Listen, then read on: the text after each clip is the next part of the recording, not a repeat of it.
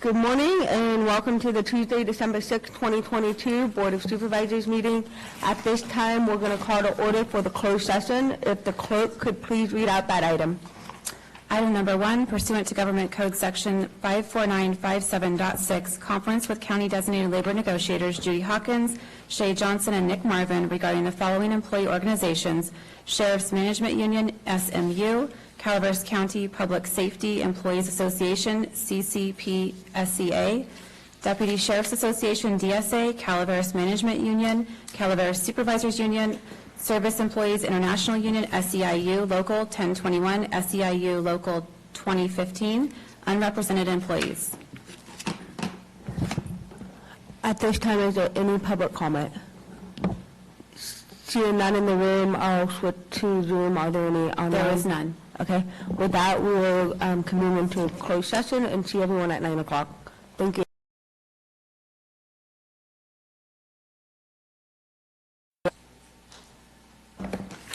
Good morning and welcome to the December 6, 2022 Board of Supervisors meeting. If you could please stand for the pledge. Pledge allegiance to the flag of the United States of America and to the republic for which it stands, one nation, under God, indivisible, with liberty and justice for all.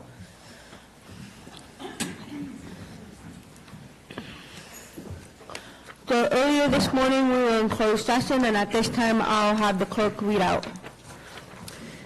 Closed session, item number 1, pursuant to Government Code Section 54957.6, conference with County Designated Labor Negotiators Judy Hawkins, Shay Johnson, and Nick Marvin regarding the following employee organizations: Sheriff's Management Union, SMU, Calaveras County Public Safety Employees Association, CCP-SCA, Deputy Sheriff's Association, DSA, Calaveras Management Union, Calaveras Supervisors Union, and Service Employees International Union, SEIU Local 1021, SEIU Local 2015, unrepresented employees. Board action: there was no reportable action taken. Thank you. At this time we'll move on to staff announcements. Are there any staff announcements? Okay. Not seeing any in the room. Are there anyone online? No, there is not. Okay. Next, we will be moving on to recognitions and acknowledgements. If the clerk could please read out item number 2. Item number 2 is a proclamation. Adopt a proclamation congratulating Barbara Sullivan on her retirement. And at this time, I'm going to turn it over to Vice Chair Toffenali.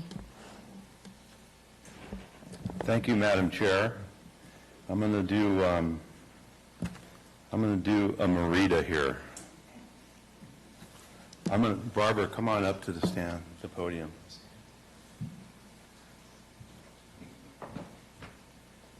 Raise your right hand. I'm going to come down here and read it, because I know Merida always does. And yeah.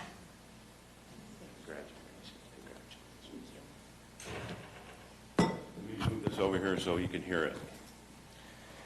This is a proclamation congratulating Barbara Sullivan on the occasion of her retirement as Treasurer, Tax Collector of the Calaveras County. And by the way, Barbara, I will be in your office later after the meeting. I've got to pay my taxes. So. Whereas Barbara Sullivan began her public service in Calaveras County in May of 2022 in the Calaveras County's Auditor's Office, transferring to the Treasurer Tax Collector's Office in July of 2006. And whereas Barbara Sullivan took office as the elected Treasurer Tax Collector effective January 3rd, 2011. I remember that. Yeah. Did I swear you in that day? Whereas Barbara Sullivan has rendered distinguished service to the county for 20 years, demonstrating the highest standards of integrity and professionalism, applying her expertise and sound judgment to the policies and laws governing the responsibilities of the Treasurer Tax Collector. That's very nice. Good job. And whereas Barbara Sullivan's broad professional background includes banking, agriculture, transportation, and the wine industry's collections, where she became the first credit and collections manager for the wine group and is credited with forming the Northern California chapter of credit and collection managers for wine distribution throughout the United States. Wow, it's pretty awesome. Where she was often referred to as, what were you referred to as? The Velvet Hammer. And whereas Barbara Sullivan's perspective and thoughtful attention to safety has brought her staff peace of mind as a driving force for the new safety features in her office. Whereas Barbara Sullivan has led the Treasurer Tax Collector's Office through many challenges, and she has, over the years she has, and changes and developments, always looking for ways to improve processes for internal efficiencies as well as citizen services. And whereas Barbara Sullivan has proven herself to be a valuable asset as a member of the Cannabis Committee for the CAC-TTC, and recently led a new Treasurer Tax Collectors training at the 2022 CAC-TTC Education Conference. Wow, CAC-TTC. Okay.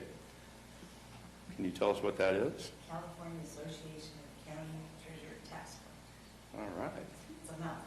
It's a mouth. It is. Whereas Barbara Sullivan has been characterized by her staff and colleagues as hardworking, dedicated, honest, supportive, a wealth of knowledge, always keeping a positive attitude, who leads by exemplary example, and has shown the utmost dedication by always being available to her staff, colleagues, and the public. And whereas after retirement, Barbara Sullivan plans on traveling the United States and abroad and spending time with family and friends. So where's the first place you're going? Portugal. Well, that's not traveling the United States. That's abroad. So we should have said abroad first and then the United States. Okay. All right. So I'm going to call for public comment. I'm going to ask for board comments. Board comments. Ms. Sullivan, the only perk we got as supervisors was you reminding us that our taxes were due. Is this something that you're going to be telling our next treasurer? Most definitely. She knows. And I just want to know, are you going to notify me from wherever you are that my taxes are due? Yes, forever the December 10th and April 10th are in my brain, so. Okay. Yes, I'll think of you. Thank you, Ms. Sullivan. I appreciate that. It's been really a pleasure working with you, Barbara, over the years. Same, thank you. Are there any other board comments? Staff? Public comments. Oh, Ben, I'm sorry. Just on that email to Marita, you can do an auto send. You can predate that. So for the next 5 years, even if you're busy, that email can go out as a reminder to Ms. Calloway. Is there any public comments? Judy?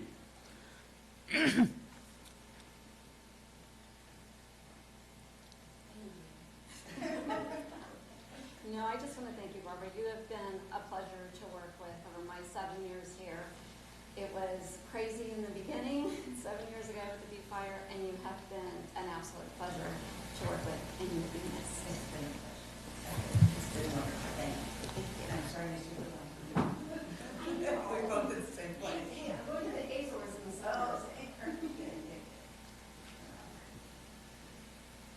I've worked with you for many years, the whole time that you've been here, and thank you. We've had some great adventures, some assessment district adventures and bonds and all sorts of stuff, but throughout that, I would consider that our friendship is our greatest thing that we've done. Yes, Thank you very much. thank you, Robert. Any other public comments?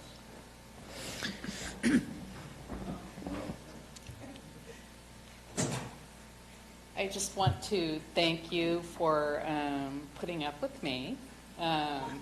when we've discussed sticky issues, we've always been able to resolve them easily. And I really appreciate all the work you've put in for the county and also to help train your staff so that things run really smoothly. And I'm going to miss you. Yeah, same here, Kathy. It's been a pleasure. Too bad it wasn't ours. Yeah. There's other comments. Al? Al Segallen, Calaveras County Taxpayer Association. We really appreciate the work you've done, and it's kind of interesting that a taxpayers group would be supporting, but the most important thing in government is honesty and fairness, and you've shown that. And the taxpayers, I really appreciate your service. Thank you. Any other public comments? Do, Public comments online? are there any public comments online? There's nobody online that would like to comment. Okay. Well, I'll bring it back to the board. I'm looking for a motion. So move this item. Second. A motion by Marita, a second by Amanda. Call for a vote. All in favor? Aye. Aye. Opposed? Certainly hope none.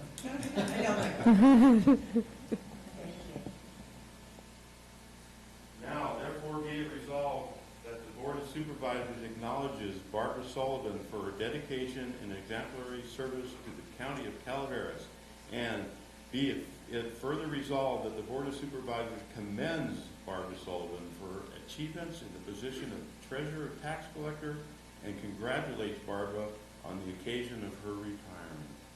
Passed and adopted by the Board of Supervisors of the County of Calaveras, State of California, this 6th day of December. And Barbara, we have a gift for you. Can you please open it and read it? Sure. I have to read it. Good thing I brought my glasses.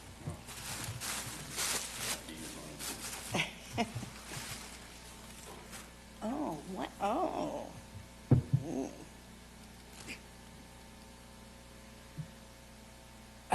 The legend has officially retired. 2023. Not my problem anymore. That's so cool. Very nice. Thank you. Very nice. It's hard to believe it won't be my problem anymore, because it still will be. Yes, yes. Thank you so much. Oh, okay.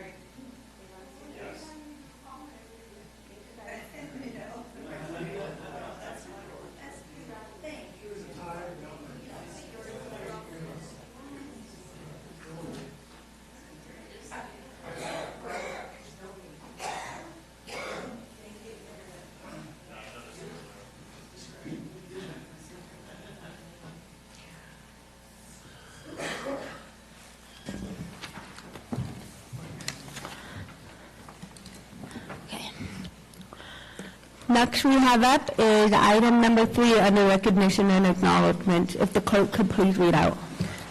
Item number 3 is a proclamation to adopt a proclamation congratulating Leslie Davis on her retirement. And I'm going to turn it over to Supervisor Callaway. Ms. Davis. I really wanted to do this one because Leslie and I have had many encounters over the years. Usually she starts to say something and I say no. starts to say something, no. So it's sort of a running dialogue between Leslie and I. And well, come stand over here near me. So this is the first time and only time I'm saying yes. All right.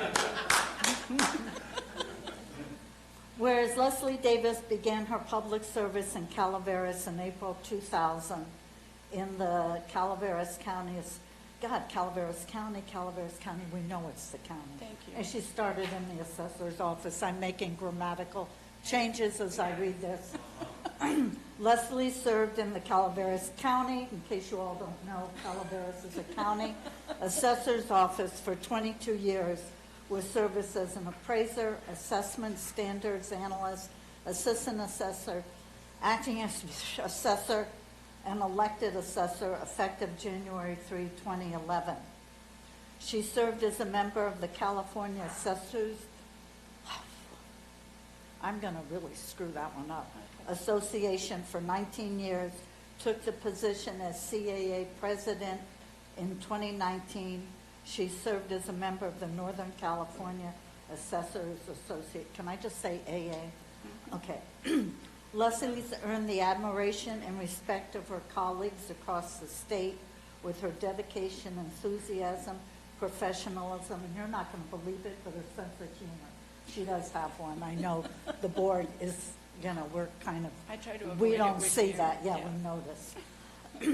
She has been committed and dedicated public servant and has worked tirelessly and cooperatively, ensuring fair and equitable assessments for every property in Calaveras County. She was presented with the Excellence in Public Service Award in 2013. During her tenure, she's trained every new staff member with a particular emphasis on following the revenue and taxation code to the letter.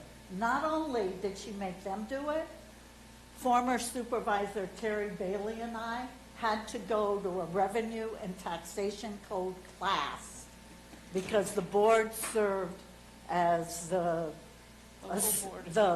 local board of, yeah, we did that until the assessor finally decided we need a special group to hear the appeals because the Board of Supervisors can't do it. And I went to a class so I could do it, really.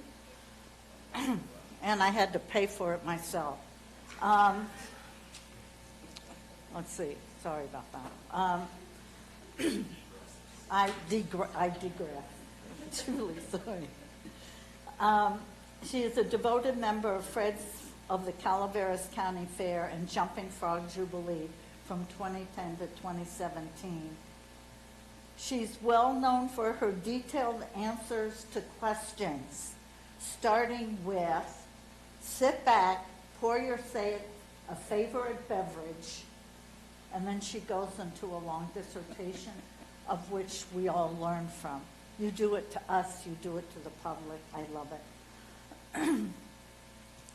Despite occasionally losing frog jump to county council. Are you going to correct that error? You've Yeah. corrected every other one. Yeah. She has a brilliant mind and is one of the state's foremost experts in the field of property tax assessment. Whereas we all anticipate she will write the great American novel when she retires. Sounds familiar, huh? So I'm going to ask for a motion from the board, but first, is there any public comment? The fact that some of you, I know, have concerns about how your property's assessed. Too bad. Are there any comments from the board? Doppel? I'll save my comment. Okay. You save your comment? I'll save my comment for a moment. Oh, okay. He's going to save his comment. One second comment. Topolilli? I have a comment. Yes, Supervisor.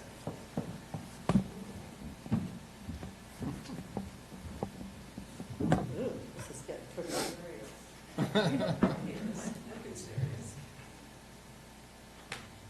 Thank you, Leslie, for all the years of service, even while you were working for Randy and you assumed the job.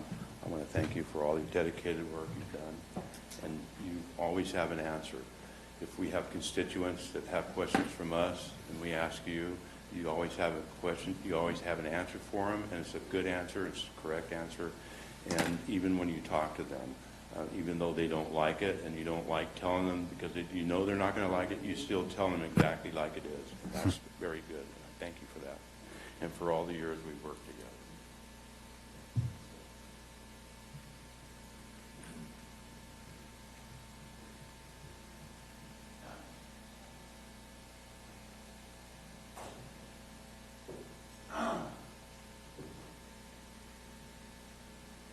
I'd like to mirror Mr. Toffenelli's words.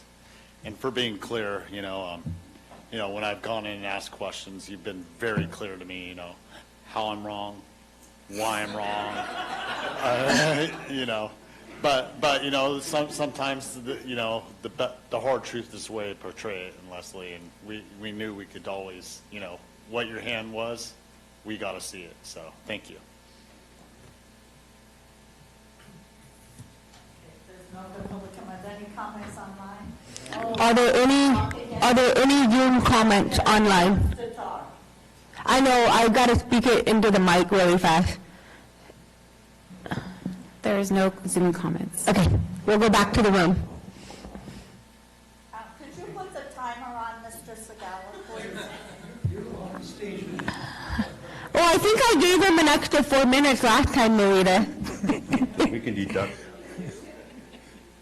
Al Segala, County Taxpayer Association, also a member of the Assessors Appeals Board, and as such, I got a chance to really appreciate Leslie.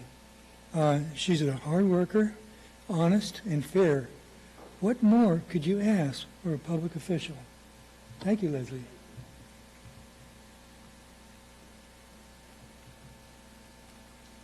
So I am going to miss you keeping me on my toes.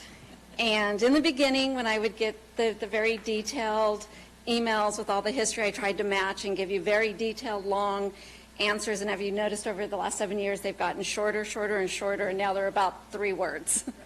So, but Yours or her answer? Mine. But I appreciate you have always, in your emails, in asking questions, you have also given me the historic why you're asking the answers, how it was handled in the past, and how am I going to handle it now. So, and in the very beginning, when I first started, I'd only been here about a week. When I first met you, you said, I'm not sure I'm going to like you. It depends on if you get my staff raises. So we're still working on that. We're working on it. So I am going to miss you. Like I said, you keep me on my toes, and it's been a pleasure working with you. And congratulations on your retirement. All right.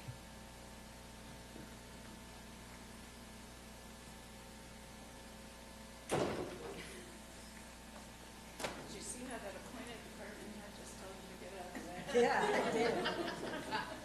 He knows how to count to 3. Oh, no, we don't have to count to 3 anymore. He only needs to count to 1. We have a CEO. Go ahead. Hi, Stan Moore from IT. Leslie, I want to thank you for the time that I've had to work with you. I came here 8 years ago. You were one of the ones that helped to educate me on what it was going to be like working in government, working for Calaveras County, things that I should be doing to be successful, not just in working with you, but working with the county. You've always been, this is a continuing theme from the other people who've spoken. You've always been very honest, very open. You've told me things I like to hear. You've told me things that I didn't like to hear. But you've helped me in my journey all the way.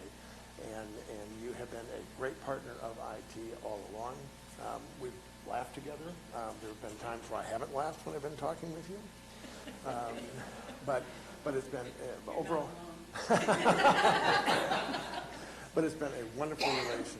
You will be missed, and I have greatly enjoyed working with you. So thank you, Leslie.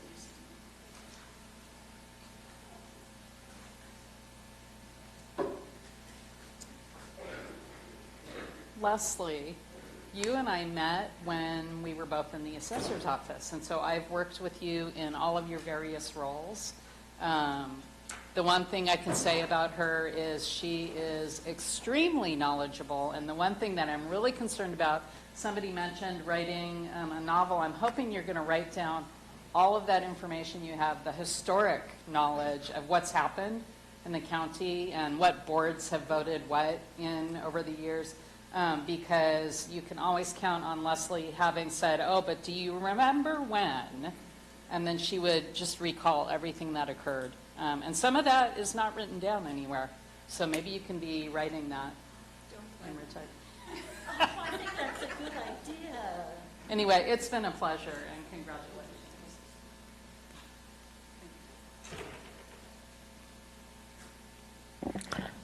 Are there any other comment, either on Zoom or in the room? Okay, Marita? Thank you, Madam Chair. Do you want to say anything before I take the vote, or wait till I take the vote and then you can say something? Let's take the vote and then you can say something. Got it. So that's smart. May I have a motion, please, on this proclamation? So moved, Madam Chair. Thank you, Supervisor. Thank you, Supervisor. Now, therefore... Wait. What? All in favor? Oh, yeah. All in favor, please say aye. Aye. Any opposed? Nope. Okay, turn it back over to Ms. Callaway. God dang, it's hard being on this side of the podium. Now, therefore, be it resolved that the Board of Supervisors acknowledges Leslie Davis for her dedication, exemplary service to the County of Calaveras. Be it further resolved that the Board commends Leslie for her achievements in the position as assessor and congratulates you on the occasion of your retirement. I modified that. It was passed and adopted by the Board of the County of Calaveras, State of California, in case you forgot what state we're in, the 6th day of December 2022. Now, do you want to say something? All right, well, it depends. Yeah, could you put the timer on? Yes, it's a yes.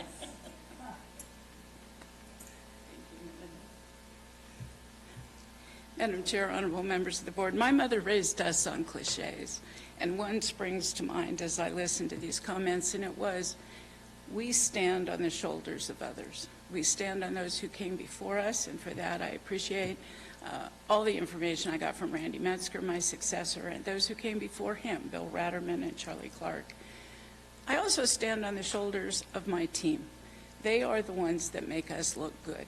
And so I really want to acknowledge their hard work, everything they are doing, and know that as I walk out the door, I am leaving the office in a very good position to hit the ground running and keep up the very good work. I appreciate your kind words, appreciate the sense of humor. Marita is correct. We've had a lot of no comments and arguments over the years, so it's absolutely hilarious and endearing to me that you would be standing here.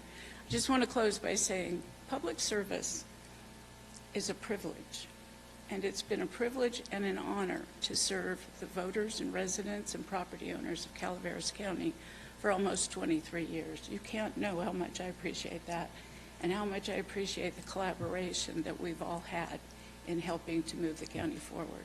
I wish you all the best of luck, and Marita, I won't be here next Tuesday for your proclamation. There is none. I am Okay. sliding out the door. Okay. Nonetheless, I would like to acknowledge that you are also retiring at the end of this term, and wish you the best of luck. Thank you. Now, don't go away. I have something that is just like, this is you all over. And you, like Gary Howard Barber, you have to open it and you have to read it. I have to open it and read it. Okay. Well, it feels like a cup.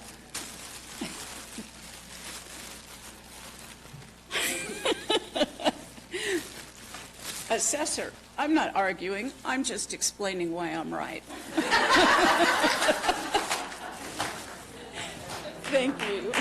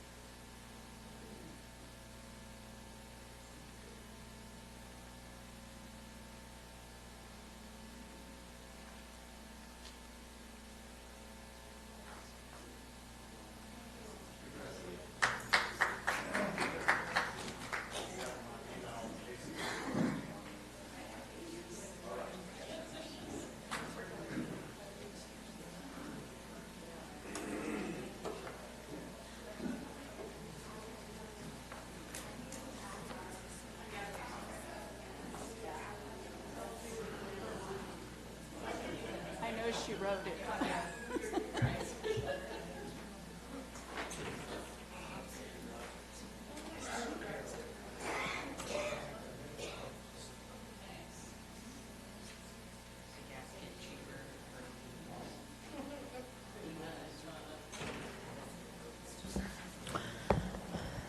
Thank you, everyone. We're going to move on to the public general comment. So this is any item of interest to the public that's within the subject matter jurisdiction of the board and is not posted on the consent or regular agendas may be addressed during the public comment period. California law prohibits the board from taking any action on any matter which is not posted on the agenda. If public comment is completed before the 30-minute allotted time period, the board may immediately move to the next order of business. If public comment is not completed in the allotted time period, it will continue as the last item of the business in order to provide an opportunity for the remainder of comment to be heard. So at this time, I will start with in the room public comment. Are there any comments in the room? Okay. And then just a reminder, be mindful of the light on the podium. Good morning, Terry McBride, New California State Senator and Committee Chair. I have some papers for the board, please. New California State is a new state in development and is exercising its God-given rights as declared in the 1776 United States Declaration of Independence as ratified in the 1789 United States Constitution, Article 4, Section 3 and 4. New California is the making of a new state, just like 50 other states have been formed to make the Union of States called the United States. This is something we've been working on quite a long time. We're really close to the final goal. So we, the people of the state of New California, notice to all Californians declaration of constitutional default. The state of California is in both financial and Article 4, Section 4 constitutional default and does not have constitutional standing as a member state in Union of States called the United States of America. We, the people and citizens of the United States living in California, are following the process of West Virginia that successfully restored the Virginia state government after the Wheeling Conventions of 1861. Congress admitted California into the compact of statehood within the United States of America in 1850 because their 1849 Constitution ratified for consideration guaranteed a Republican form of government. California fails to provide, as required by law, an audited financial statement. California is the only state in the Union which for the last 3 years has not provided an audited financial statement. Lack of proper financial oversight by the bumptious California legislature that, by allowing agency employment of persons who were knowingly and willfully engaging in high-risk assumptions to underfund pensions in the normal course of their employment, have now put at risk the financial default of the state teachers' retirement system and California public employees' retirement system. I think that affects everybody that works for this county, doesn't it? Something they need to be aware of. This fills it in quite well, what's going on. If you go to, again, you're more than welcome to join us in our meetings on Sundays and Wednesdays. Also, I would highly recommend everybody in here take a look at Roland J. Brunson's federal lawsuit. It's going up in front of SCOTUS. You know what he did? Brilliant. They called him out for not following their constitutional oath of office and allowing the election on the 2020 to go through instead of doing a proper investigation when an investigation was warranted. I think they're going to find them all guilty. What's that going to do to the lower people within the states and the counties that unfortunately did not always follow their constitutional oath, especially with the pandemic? I want to watch that because this is going to happen. So be aware of it. It's the Brunson federal lawsuit. Thank you so much for your time. Thank you. Are there any other public comments in the room? Okay, not seeing any. We'll switch to Zoom. Are there any Zoom comments? There are no Zoom comments. Okay. With that, we'll move on to the next agenda item, which is consent. Consent agenda items are expected to be routine and non-controversial. They will be acted upon by the board at one time without discussion. Any board member, staff member, or interested party may request removal of an item from consent for later discussion. So at this time, are there any board members that wishes to remove an item off of consent? Okay, seeing none, is there any? I just quick one on number 12. Okay, so Supervisor Garamendi is requesting number 12 to be pulled. I see Robert walking up to the podium. Robert? Good morning. I would like item number 14 to be... Okay, so we have 12 and 14. Are there any other staff or public members in the room that wishes to pull an item from consent? Not seeing any. Are there any Zoom? There are not. Okay. Next, is there any public comment on the items that are about to be approved? Not 12 and 14, but any other items for public comment? Okay, seeing none, and there's no public comment online, we'll move, is there a motion to approve the consent agenda item for all items minus 12 and 14? So moved, Madam Chair. We got a motion, is there a second? Second. Second by Supervisor Garamendi, all in favor? Aye. Any opposed? Seeing none, okay, we're going to start with the consent agenda item number 12, Supervisor Garamendi. Thank you very much, and I'll be very brief. This is just more a reminder that I know we're going to be seeing the roadside spraying program coming forward this winter or spring, as we do annually. Last year, I asked that we investigate, and I totally value the program. I know why we do it, it's important. But I wanted to investigate if there are alternatives to glyphosates as we put it in our mix for the roadside spraying, and I just wanted to remind Public Works that I will be asking that question when it comes forward. Doesn't mean there's a good answer, but I would like you to look into it. Yes, sir. That's all I had, Madam Chair. Okay. With that, is there any public comment on consent item number 12? None? Okay, is there a motion to approve consent agenda item number 12? So moved. There's a motion, is there a second? Second. Second, all in favor? Aye. Any opposed? Seeing none. Okay, next we'll move on to consent agenda item number 14, and at this time I'll turn it over to Mr. Packinger.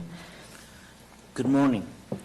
On that item, the contract for Dewberry is for the design of the eastern portion of the Wagon Trail Realignment Project.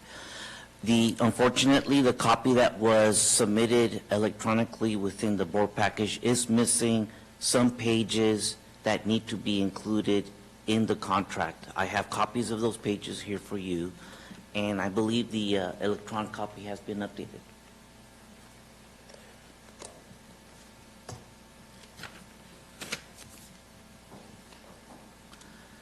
The the pages that are omitted consist of Caltrans documentation that needs to be included in the contract.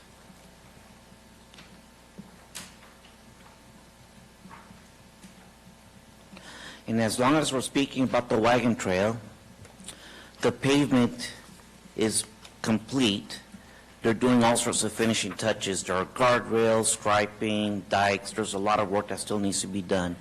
But at this point, I would like to invite the board members, the CAO and staff to come, county council to come and visit the site. Please let me know so that we can take you out to the site and look at it in peace without vehicles driving over that thing, and you have to be aware of the traffic at that time. But right now, there's no traffic on it. We hope to have it open at the end of the year, but we'll see how we do with the weather permitting. They still have some work to do. Thank you. Thank you. We have a couple board member questions, so I'll start with Gary. Gary? Yes, in your recommendation on what you have here in a narrative, it says construction support. So are they retained for the entire construction of the Phase 2? Yes, they will have to be, because whenever there are questions regarding the design or maybe some additional changes that need to happen, we'll have to go to them. Okay, and the project management portion of that construction, is that included in this contract? Some of that is included there, yes. Okay. Thank you. Jack? You like John? Oh, sorry. Okay. Are there any other board questions or comments? Seeing none, is there any public comment? Are there any online? There is not. Okay. Thank you, Robert. Appreciate the update. And just to clarify, so we don't have more than 3, we will contact staff directly and coordinate individual visit to the site. Yes. Okay. Thank you. With that, is there a motion to approve consent agenda item number 14? I move this item, Madam Chair. Okay. Is there- Second. Second. All those in favor? Aye. Any opposed? Seeing none, passes 5-0. Thank you, Robert. Okay. And now we're on for a regular agenda. We have agenda item number 17, and what I would like to do is read out the item and then give about a 3-minute to get set up, if that's possible. Okay. Item number 17 is an action item from the Administrative Office. Number 1, adopt the proposed 3-year countywide strategic plan. And number 2, discuss the future of the Strategic Planning and Financing Committee and take possible action. Okay. With that, we have Robert Bendorf here, and we're going to give a couple minutes for him to set up, and then we will be back on. You good? Okay, I guess you...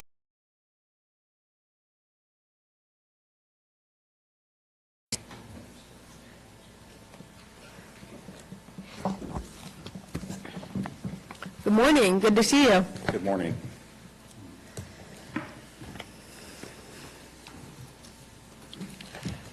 So I thought I would surprise you with no PowerPoint this morning. Yeah, I think. Right? So Madam Chair, members of the board, Robert Bendorf with Municipal Resource Group. I won't say County Board of Supervisors because it's pretty obvious, right? It's a county board. I don't want Marita mad at me for last month. You know, I often tell my kids who are 34 and 30 these days, and I've been telling them for a while, when they say, geez, you know, we have, you know, our cousins and our aunts and uncles or moms and dads that we want to buy a birthday gift for, or we want to celebrate with them with their anniversary, and what do we buy them? And I always tell them, hey, whether you're considering something for someone else or you're considering something for yourself, it doesn't always have to be tangible. And I encourage them that sometimes the experience itself can be greater than a tangible item, much more memorable, much more meaningful. And I think you probably heard that last word from me several times over the course of the last year. So I have to tell you that the experience itself of being able to work with your board, your department heads, staff that assembled the working group, and other staff members throughout the organization was fantastic. And it was a great experience. And I hope that experience of going through the planning here, and you've heard me use this phrase too, I hope the juice was worth the squeeze at the end of the day. But having said that, you know, the journey started about a year ago or so, and your board authorized putting together a working group that was phenomenal, that was engaged the entire time. Your board formed a strategic planning committee. Supervisors Fallendorf and Garamendi participated on that with your auditor controller and your treasurer tax collector and your CAO. But there was so much input that was provided by those committees, but where the real input, I think, came and the rubber hit the road was when all of you worked together. And it was amazing to watch the outcomes out of the numerous workshops that we had, that the board and staff, in working together, sharing experiences or sharing directional comments that were important to them. Your board was listening and hearing what your team was saying, and they were listening and hearing what you had to say. So the experience that I took away was being able to watch that work well, and I can tell you, as most of you probably know from experiences and seeing it yourself, that it's not necessarily the case in a lot of jurisdictions. But you all certainly pulled it off in your organization here. You really didn't have an adopted strategic plan. There was a semblance of one, but was never formally adopted by the board. Wasn't put together in a comprehensive way or collaborative way. Your board started fresh with the basics, and I think came up with a really, really outstanding product. Again, very fortunate to be part of that experience with your board and your organization here in Calaveras. I'm going to sum it up briefly. You've seen the document, I hope, but what I would add to that is actions really define outcomes. It's not words on a paper. It's not so much the raising of a point or waving around a flag so much, saying we completed X.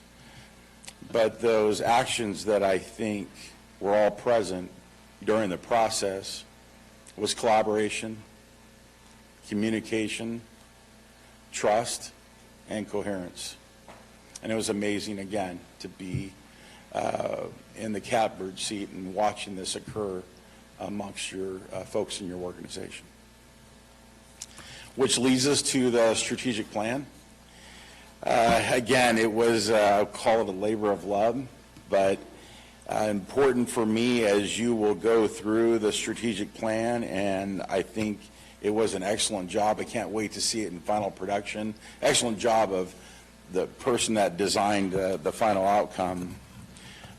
But I think the important thing for me is not only looking at an established mission and vision, but looking at what you value here.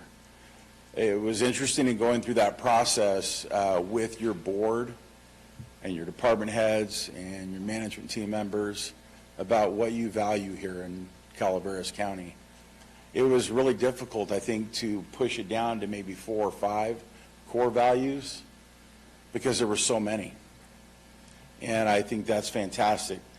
You would love to keep, 20, 25 of them overall, but it really came down to 4 core values of integrity, service, sense of community, and you all know the one that's the most important to me, and that's people, because that's where it all starts. So having said that, I wanted to thank your board for the opportunity to be with you during the experience. It meant a lot to me, and I think I've made some observations that will help me, I think, just in moving forward and helping others that are good. And probably the biggest one that I take away was all of you working together and coming up with something that you really never had a chance to adopt together before. And now it's something that hopefully will help guide your organization off into the future. But it's been an absolute pleasure working with all 5 of you and your staff, and for working groups for putting up with me, the strategic planning committee, et cetera. And if I had a chance to do it all over again, I would. So having said that, I will stop there. You see the strategic plan in front of you that has your strategic focus areas, again, your mission, vision, and values.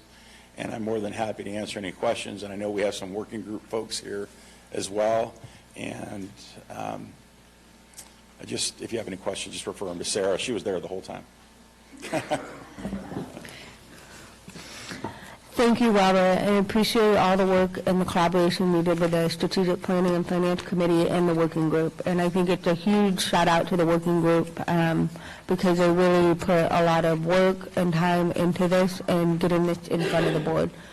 I want to give an opportunity for the board members to ask any questions or comments on the plan in front of us. Jack. Thank you very much, Madam Chair. And Robert, I want to express my gratitude to you for your work over this last 18 months to get this thing done, especially in this last year. I want to thank the working group in particular. You guys did some great stuff, and I really appreciate it. It was nice as this thing came together at the end that we were doing the governance manual at the same time, because it helped us, certainly helped me compromise. This document has a lot of different voices in it, and I'm happy to support it as it stands. I want to give a special thank you to our chair of our committee, Amanda, for bringing this forward, getting this done. I'll be honest, I was a skeptic that we were going to be able to pull this off. And she drove and ground and pushed us all the way across the goal line. And thank you, Amanda, for doing that. I think you did a great service to this board and the county in making that happen. So my hat's off to you. Thank you. So I just want to thank everybody who was involved in this, staff and leadership and yourself for making this happen, and I'm happy to have been a part of this process. Thank you. Thank you, Supervisor. Are there any other board questions or comments on this? Okay, seeing none, then I need to turn it over to public comment. Well, there's a second part to this. I'm sorry, I need to take a step back. So there's a second part to this conversation as well. And the second part to this is to discuss the future of the Strategic Planning and Finance Committee and take possible action. So at this time, how would you propose, council, that we go forward? You can kind of separate it out into two Okay. actions if you want, and take action on the strategic plan, and then we can talk Okay. about the committee. Okay, let's do that. Is the board okay with that? We'll take one time. Okay. So at this time, public comment on the proposed adoption of the 3-year strategic plan only. Are there any comments in the room? Al?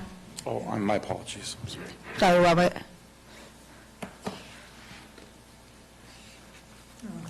Okay, you do have the timer this time. Just a reminder. Okay, it hasn't started yet. Yeah, there you go. Started. I sent an email within the time frame to get to the Board of Supervisors for an action item. I don't know if it was accepted, or are you going to, It was distributed to the board. okay, is the board going to discuss that item? Or did it disappear? Oh, I don't think, it didn't disappear. The board received the correspondence. Yeah, It was, is it going to be discussed? Because the item's up now. I think you can discuss it now if you'd like. Okay. George Washington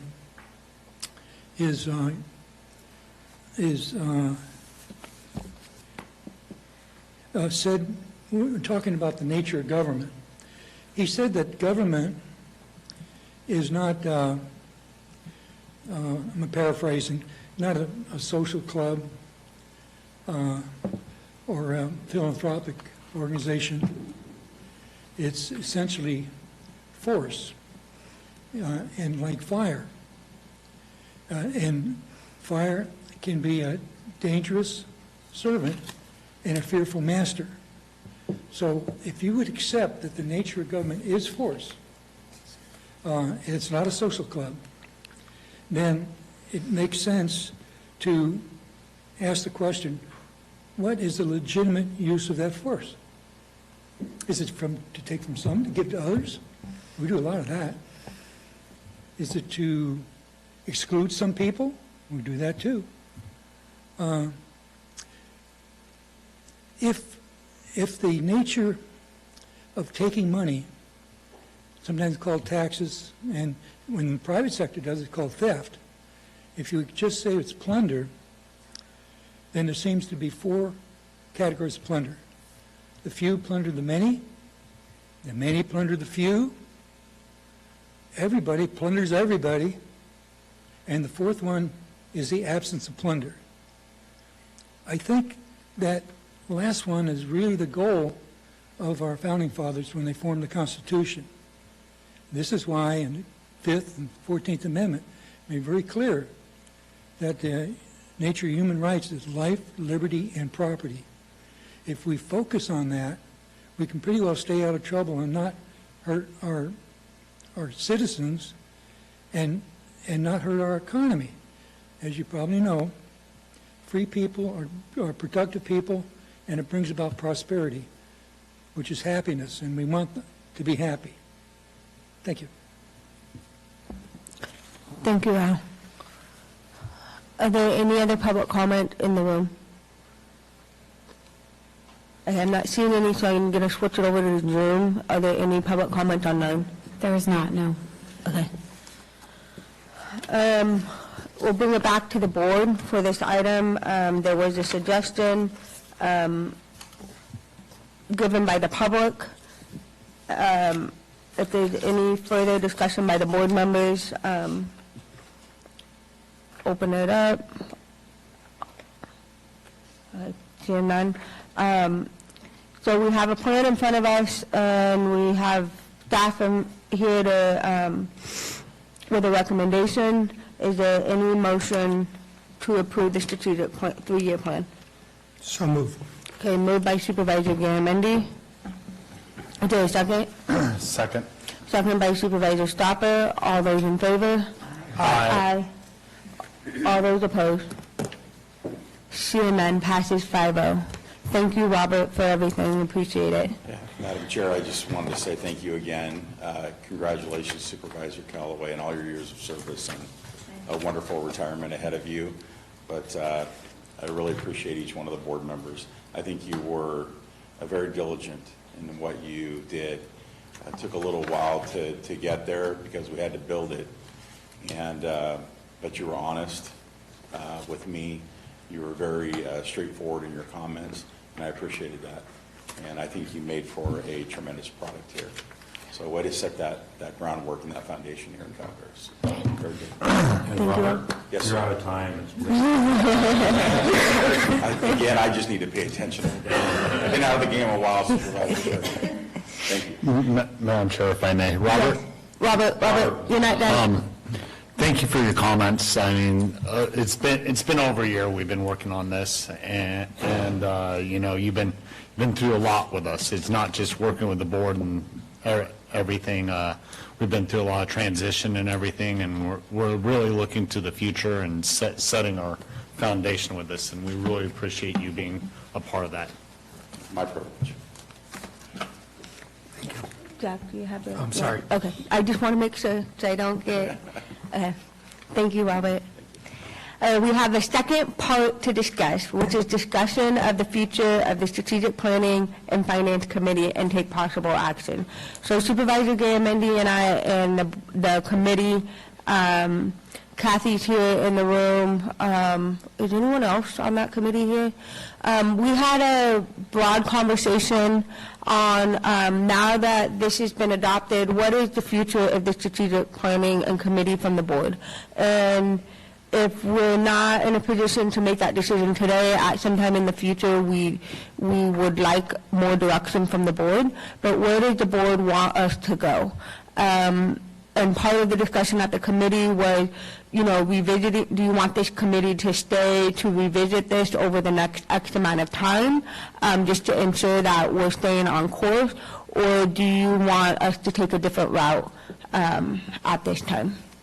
And so it's up for discussion and opinion from the board. We need direction from you. Ben? You know, going through this process and the discussion, this isn't something that hit the bookshelf. We want to keep it out on the desk. We want it to be a valid, usable document that's not forgotten about on a bookshelf. With that, at the same time, there's an understanding, you know, every so often, we're looking at 2022 through 2025 on this. It's 3 years, but at the same time, 3 years is fluid. Things change. Now, I personally don't think that the committee may not need to meet as often, but I think the committee is valid in reviewing what's working during this time, what's not, where are we at for, you know, it may not be a quarterly meeting or a bi-weekly meeting or whatever. It may be an annual or a biannual meeting, but I think at that point, you know, from my perspective, this is not only is this a fluid document, it's a working document, and we have to continue to work on it. Are there any other feedback from board members? Marita? This is the second time today Ben and I agree. Oh. I Write that I down. agree with supervisor stopper that I think the committee needs to exist. It might reformulate itself as you move on, but it will help the board and county staff stay on track. Jack? Thanks. We talked about this in the committee, and there are a lot of opportunities here. I mean, I agree it's a living document, and that 3 years moves always in front of us.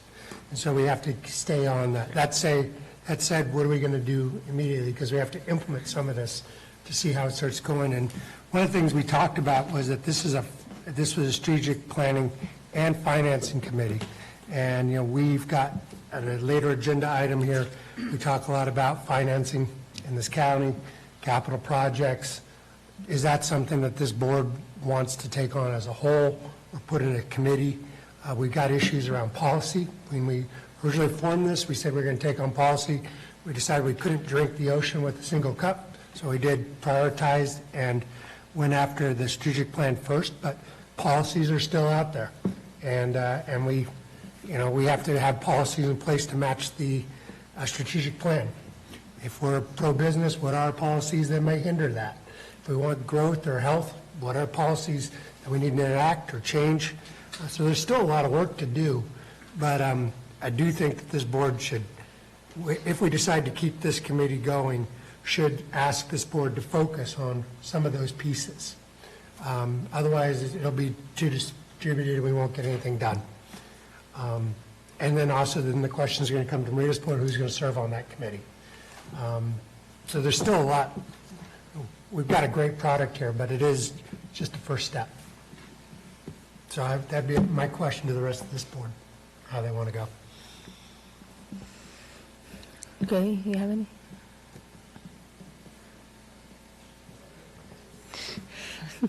I'm not opposed to continuing with this committee. I think this discussion probably should happen, as Jack said, when we decide who's going to stay on it, who's going to be on it when it comes to January, when we start dealing with committees and going forward with them. But I'm not opposed to it. I think again, the plan, there's a lot of things in here that shows needs to be done immediately, and some of them in the spring of 2023 and mid-2023 and going on to later in the fall of 2023 and winter of 2023, that's a pretty aggressive schedule to get a lot of those things accomplished. So without a committee delving into it and staying on it, then it would be the board to trying to implement this all at once. And we meet every other week, or we meet, actually supposed to be meet 2 weeks a month, but we end up meeting 3, where the committee, if they need to meet, can call a meeting and have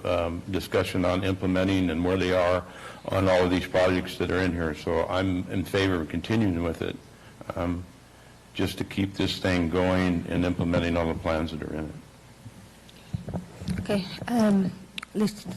CEO had a comment. Yeah, and it's just a comment. With respect to the strategic plan, we talked about this during the committee meeting, is that the intent is that staff will be putting, taking those first steps to implement the plan, and we'll be coming back quarterly with updates to the full board on how we're doing. So that's not to say, one thing or another about the committee, other than the staff will be moving forward and bringing you quarterly updates on the points in the plan.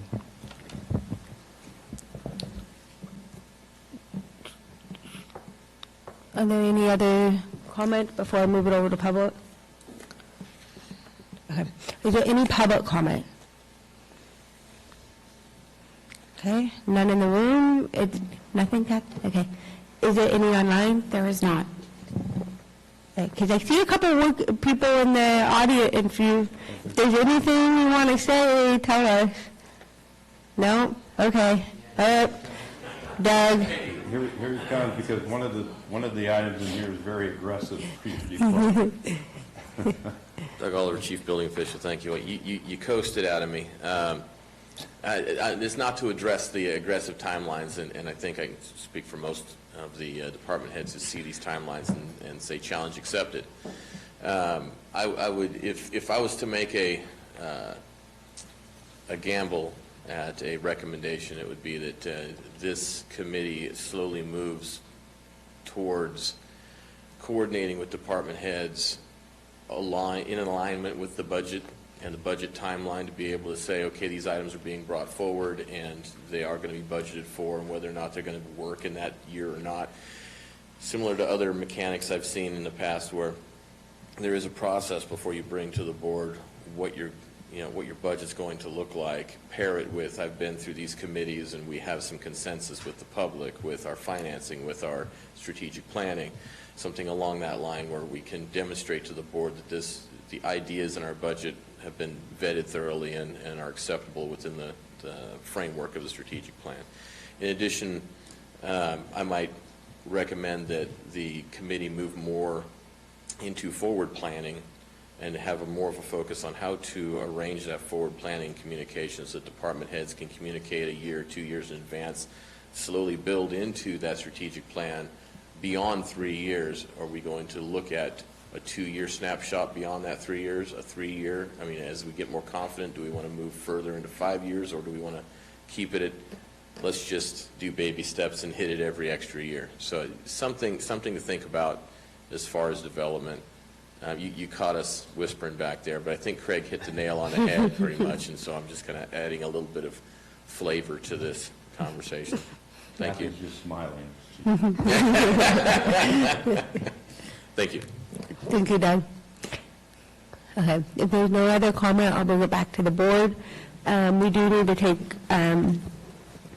action on it, or how do we do that? I think from my perspective, Madam Chair, the committee was formed as a standing committee, as a Brown Act committee, without sort of a finite end date or anything like that. So if the will of the board is to keep it going in largely, the same composition, then I don't think the board needs to take any action today. Okay, is everyone okay? Is everyone on board with that? Yeah, take From a poll. council? Okay. Yes, you could take a poll. If you so inclined. I would just hope that when we reform in the fall, in the winter, January, next month, and figure out how we want to staff this. So we may want to think about breaking it into two issues, two separate. One on sort of our capital programs and finance, and one on policy. And both of them have to match with what we do with the strategic plan, so they tear off of this. But I mean, there's a lot of work to be done, and we've got momentum, and I don't want to lose the momentum.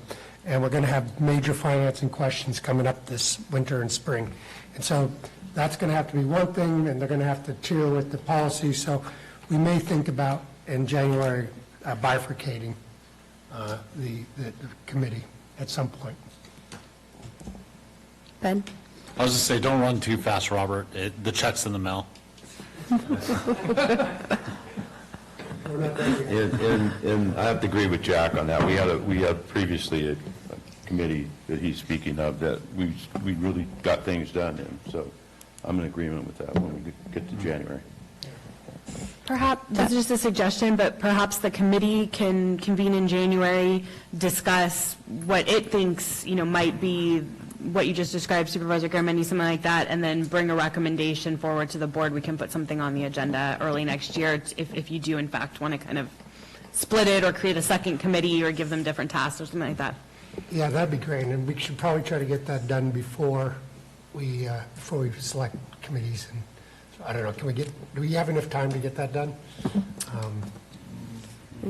We might, I think the timeline, because this committee meets at toward the end of the month, we might be doing committee assignments before, so, which might be good, because if we rearrange it, then some of the thought process from other board members that are not currently on the committee, it might be a good moment to maybe shake it up a little bit, and then those ideas can really get into the committee suggestions, and they can help move that forward with those changes. But would that be? Yeah, I mean, I think it's totally up to you, but I think that if the committee wants to meet first in January and kind of bring a recommendation to the full board, and then. Or we could just do it here, right now. I don't, that's, to the extent it's going to change either the composition or creating a new committee, I do think we need to bring a separate agenda item, unfortunately. I know, pesky Brown Act. Process. Thank you, Sarah. Robert? Yeah, again, I don't have a light on, is it okay? Yes, you're good. Okay, Yes, you stop. I apologize. First of all, I think you're spot on, all the supervisors regarding the committee, and definitely keeping care of this and keeping it living and breathing. The second thing is I forgot to thank someone that was really important throughout the last year plus, and Jamie from the County Administrator's Office. I have to tell you, through scheduling and a little COVID here and a little bit of this there, and can we meet in person, can we not meet in person, some places being available, some not. I don't know how she did it, but she was really sort of my right arm in getting things done, and without her I wouldn't have been able to get all of this coordinated with your board members and staff. So I just want to say thank you to Jamie for all of her help. Thank you, Robert. So, no, Jamie did a lot putting up with all of us. A lot of juggling and schedules to juggle. So, okay, Ben, do you have anything? Just one last thing. I mean, we're all really calm here, but, you know, as Ms. Callaway said, how long have you been talking about this since you got on the board in 1993? I'm sure they're talking about it beforehand. You know, this is done. I mean, Mr. Garamendi does bring up some good points. Our work isn't done, but this is the first step to getting a lot of these policies and following through on it. You know, again, this is our foundation.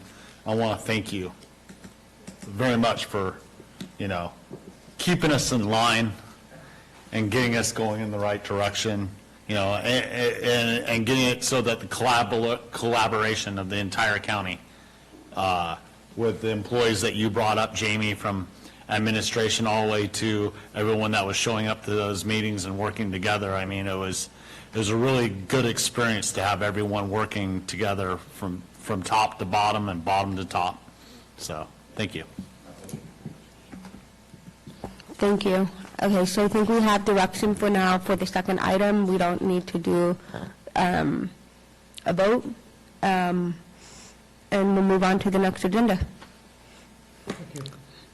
Bye, Robert. Thank you.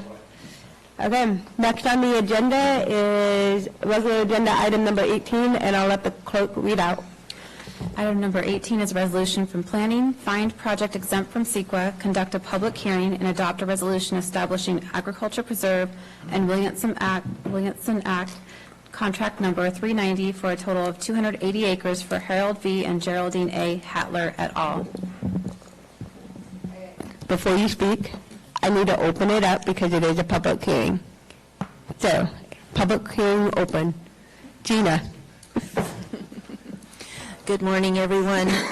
Gina Cathan, County Planning. We've got our last two ag preserves for the season. Hooray, hooray. So right now you've got for consideration your California Land Conservation Contract Application 390 for the Hattler family. They ought to sound familiar. We've approved several other applications over the last couple years for them. This property is 280 acres comprised of two parcels, 160 acre and 120 acre parcel. Together, they meet the minimum 100-acre requirement set forth by Resolution 75-489, establishing rules for the Ag Preserve and Williamson Act.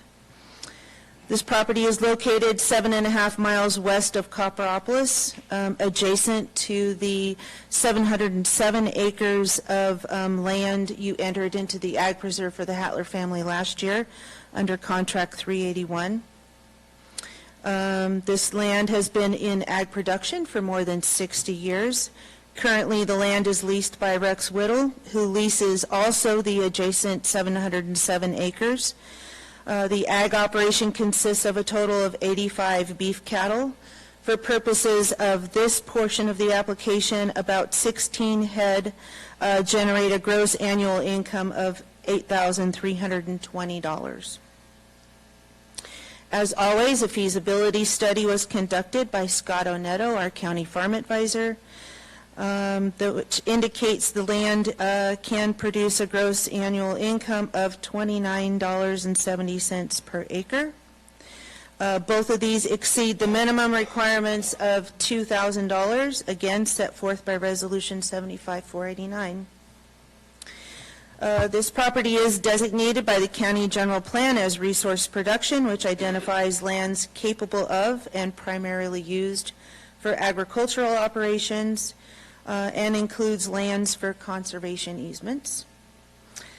This land is also noted as being in a very high fire hazard area of the county. Grazing livestock will reduce vegetation. In addition, restricting the land to agricultural uses reduces the land's development potential, minimizing the exposure of people to structures to the risk of wildfire. Wildlife is abundant, for some of which are protected species.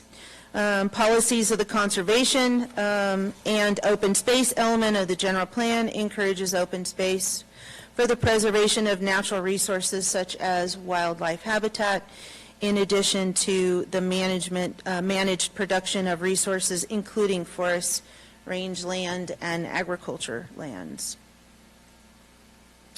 The area surrounding the properties is mostly designated resource production, and lands are zoned for intensive agricultural operations.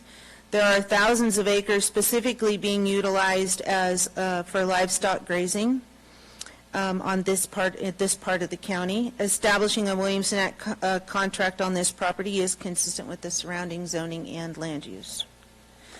On October 24th, your appointed Agriculture Advisory Committee took under consideration the application and information provided by the Planning Department. They voted to recommend that you establish this contract. So in conclusion, staff finds that the proposal is consistent with the goals and policies of the County General Plan.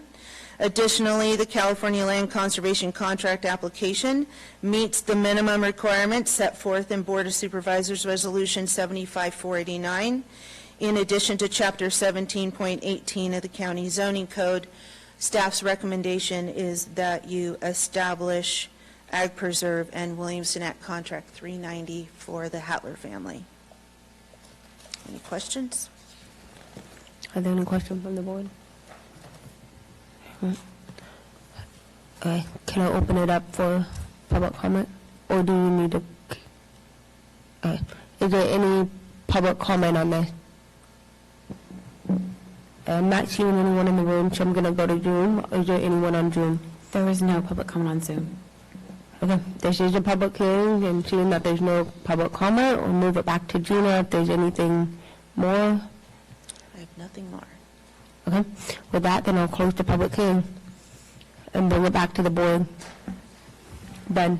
So moved, Madam Chair. Okay, we got a motion. Is there a second? Second. A second by Tofinelli. All in favor? Aye. Any opposed? Seeing none, 5-0. Next, we have agenda item number 19. If the clerk could please read out.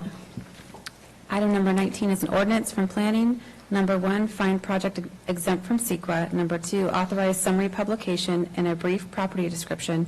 And number 3, conduct a public hearing and adopt an ordinance amending the zoning of APN number 053-033-012 and 050-033-013 from general agriculture A1 to agriculture preserve AP for established agriculture preserve in Williamson Act contract number 390 totaling 280 acres for Harold V. and Geraldine A. Hattler et al. And this is the public hearing, so I'll open the public hearing now. Gina? So now that you've established contract 390, the Ag Preserve Zone does apply to lands for which a Williamson Act contract has been executed and is consistent with the resource production land use designation. These parcels, being 160 and 120 acres in size, both meet the minimum size requirement of 50 acres set forth in the zoning code, the Ag Preserve zoning. On September 22nd, the Planning Commission, finding the zoning is consistent with the county general plan, the county zoning code, Board of Supervisors Resolution 75-489, and the neighboring and adjacent land uses and zoning, recommends that you adopt the zoning to AP upon establishment of the Williamson Act contract. Are there any questions from the board? None? Okay. Is there any public comment from the room?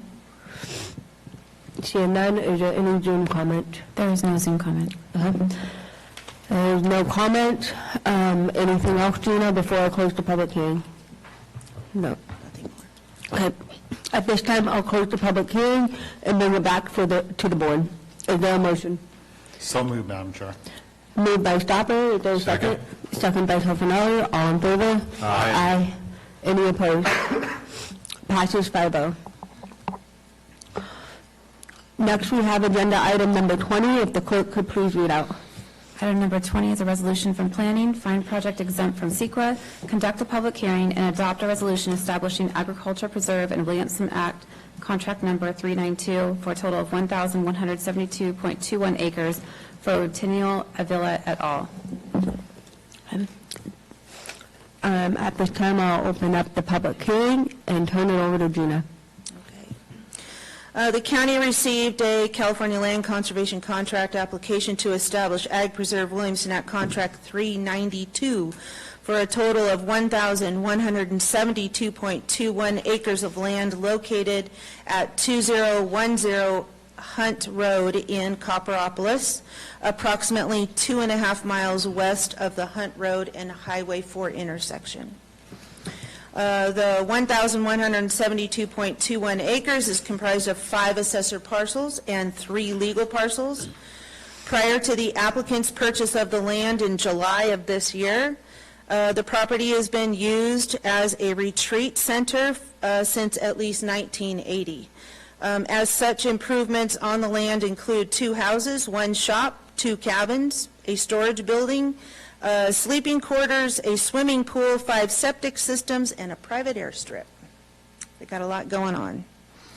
The applicants plan to utilize the property as grazing land for 40 head of cattle, projecting a gross annual income of $8,000 from production annually.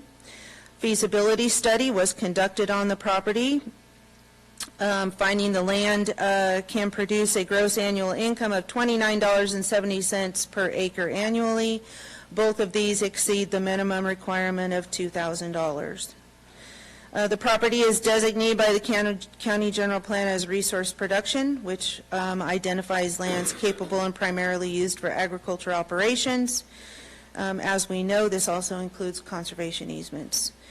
These parcels are not located in a general plan designated community area. Pursuant to Board of Supervisors Resolution 75-489, the 3 contiguous parcels totaling 1,172.21 acres are in common ownership, meeting the minimum requirement of 100 acres. The California Natural Diversity Database identifies the sightings of 4 different protected species within a 5-mile radius.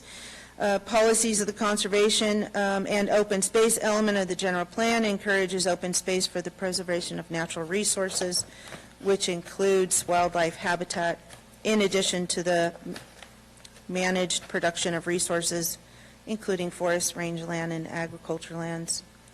The subject property is being designated as very high and high fire hazard.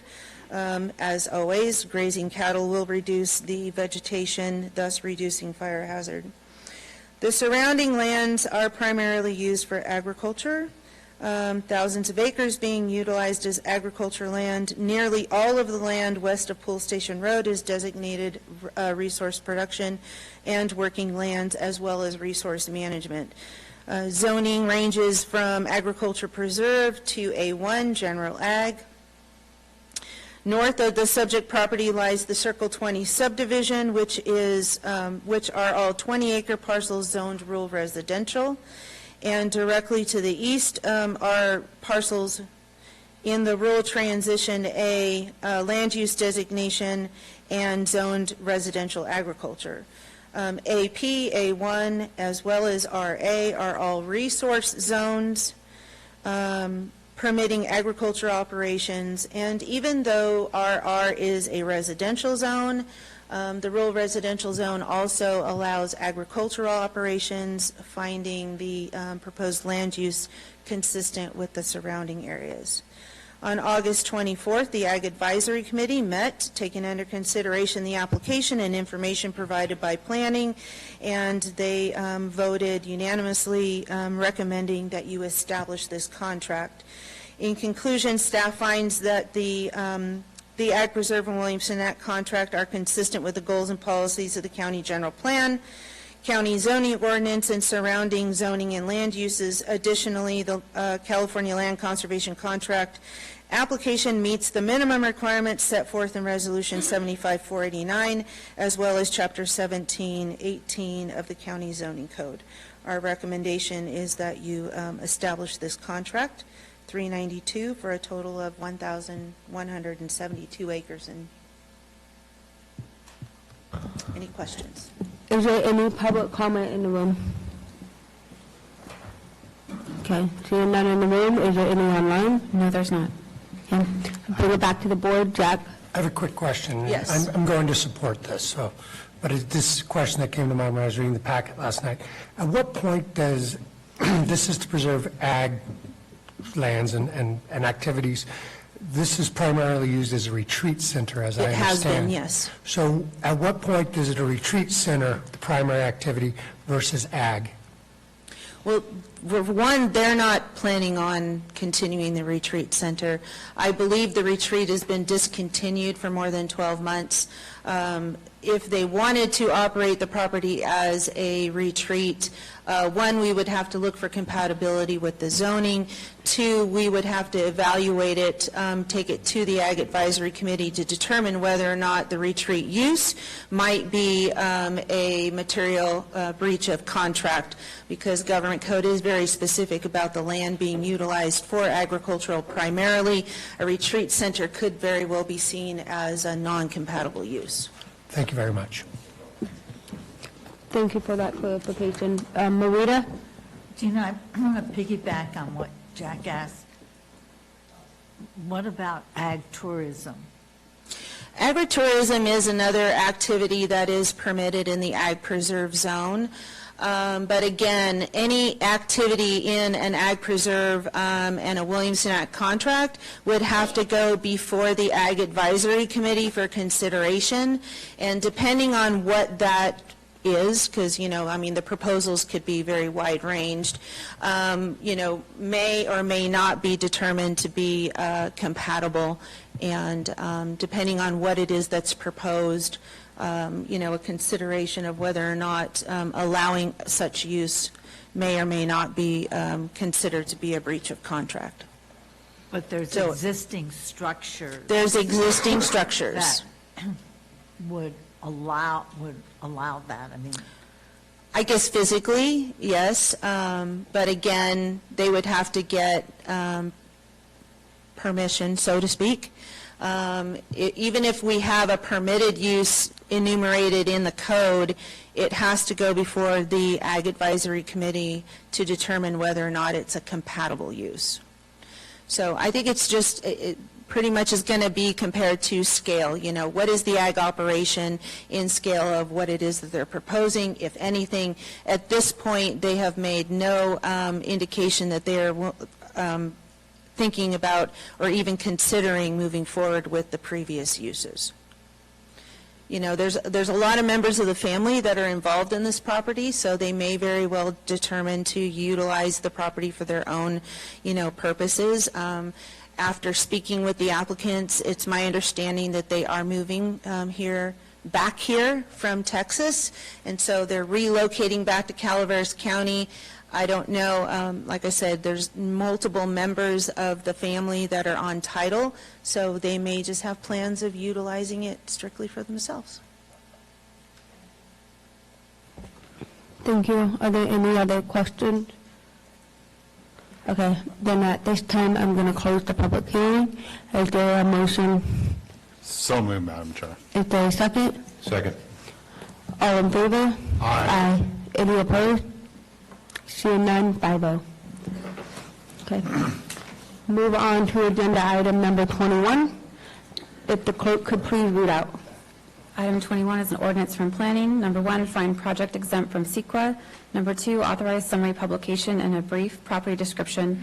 Number 3, conduct a public hearing and adopt an ordinance amending the zoning of APNs 052-017-058, 052-017-059, 052-017-060, 052-017-077, and 052-017-078 from General Agriculture A1 to Agriculture Preserve AP for Agriculture Preserve and Williamson Act contract number 392 totaling 1,172.21 acres for Centennial Avila et al.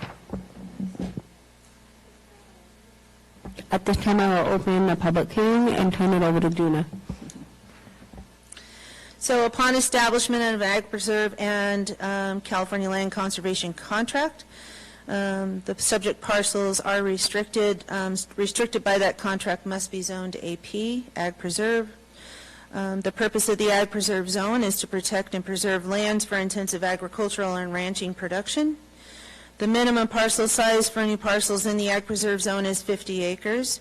The 1,172 acre ranch is comprised of 3 legal parcels, each greater than that 50 acre minimum. On November 10th, the Planning Commission, finding the zoning is consistent with the general plan and the county zoning code, in addition to the Board of Supervisors Resolution 75-489 and neighboring and adjacent land uses and zoning, recommends you adopt the zoning upon establishment of the contract.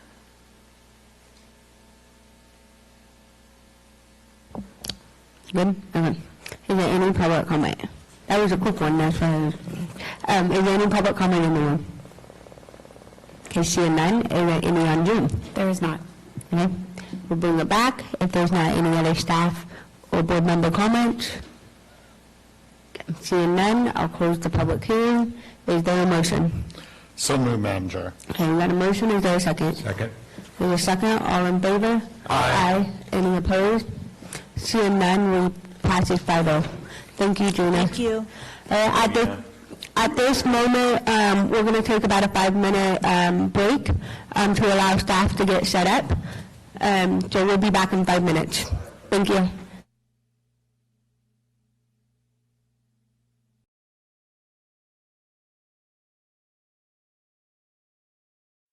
Okay, welcome back. We're on agenda item number 22. We're on agenda item number 22. If the clerk could please read out. Item number 22 is an action item from the Administrative Office. Approval of Phase 1 budget adjustments to reduce general fund structural deficit requires a 4/5 affirmative vote of the board. Okay, with that, I will turn it over to Craig. Okay, Madam Chair, members of the board. It was immediately following the adoption of the 2022-23 final budget that your board charged me with trying to come up with a solution to the structural deficit that has plagued the county for the last several years and currently stands at about $9.4 million. You knew that that was necessary to put the county on a good, firm financial footing. And as I mentioned to you at that time, this didn't develop overnight, so it could take multiple phases and potentially multiple years, depending upon, how this works out as we move forward. So what you have here today is what I call, phase 1, or I've also referred to it as the first bite at the apple in trying to solve the structural deficit. So I'm going to try to work mainly off of the charts on the screen. There are multiple things that we looked at in trying to begin working on this problem, and the first step involved looking at every single revenue line and every single expense line within the general fund where this problem resides. We're trying to maximize ongoing revenues and minimize ongoing expenses to begin the attack. This was aided greatly by a tool developed by Denise Hubner. It put together 5 fiscal years of budgeted and actual revenue and expense information. And using that tool, there are meetings with all general fund department heads. It was led by Assistant CAO Marcus Munoz. So up on the screen, who is that?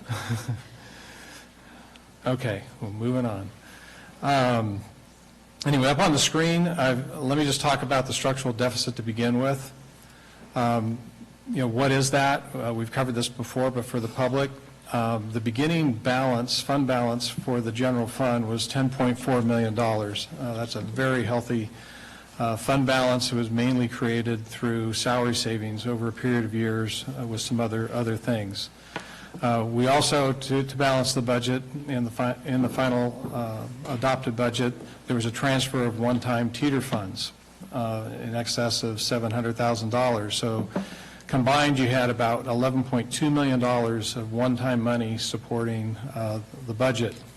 Was any of that money, one-time money, used for one-time things? The answer is yes. Approximately $600,000 of that was used to transfer up to our general reserve to bring that up to the board's policy level, which is approximately $5 million.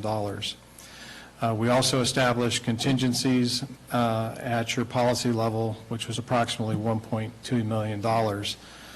So of that $11.2 million in one-time sources, those were $1.8 million of that was applied to one-time uses. So what was the real resulting problem? Approximately $9.4 million.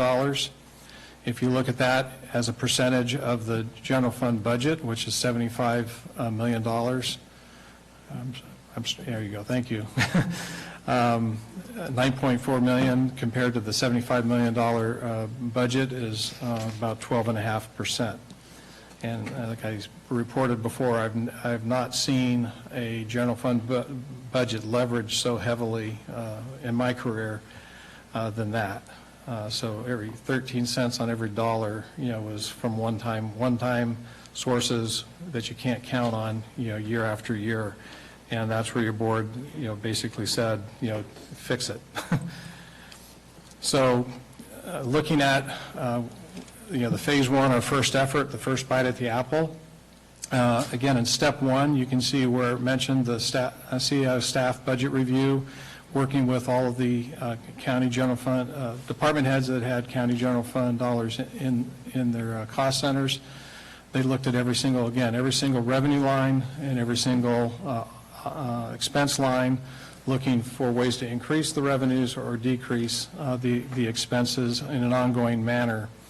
And up on the screen, it shows about $1.4 million was able to be found to increase our revenues on an ongoing basis, and then we were able to minimize about $1.8 million in expenses for a total of 3.2. Again, I'm rounding. Beyond that, we're also looking what other ongoing revenue options might there be. So we've talked about this for some time, moving teeter funds, which are also, it's a form of property tax, delinquent property taxes, back into the general fund. The teeter, it really is it's an ongoing revenue source. It's a form of property tax that years ago the board saw fit by policy to have that go into its own fund where it could accumulate, and a number of capital improvements were paid for through that fund. Everything from building projects to technology projects, and absolutely nothing wrong with that. But it's also one of your very few ongoing revenue sources. So that's one of the things that was identified, that we could cease those transfers from actually have the teeter money come directly into the general fund rather than continue the practice of putting it into its own fund. We also found that liability expenses that are paid out of the general fund did not have the benefit of transfers in from a special revenue fund set up just to pay for things like general liability. It was a fund that had not been actively tapped, and so on an ongoing basis, we estimate that'll be about $350,000 a year that we can legitimately bring into the general fund to cover liability expenses paid from the general fund. Last week, we talked about the potential of restoring the cannabis excise tax and had that lengthy discussion, talking about options. And the conclusion of that discussion was to continue the temporary reduction in the property tax rate. So there's no real potential to do anything more with that particular revenue source. Another one that we've looked at is reevaluating the distribution of the TOT. And that's distributed between your fire agencies, the Visitors Bureau, Sheriff's Department, and the Road Department currently. There's other things that money can be used for per the language in the ballot measure, but that is a complicated thing because of prior commitments that were made. And I've just decided to put that off until the mid-year budget review and have more chance to talk with the board about that, and also all of the players that would potentially be impacted by any change. So that's still a live option, but I did not pursue it just to bring this to closure so I could bring this first bite at the apple to you.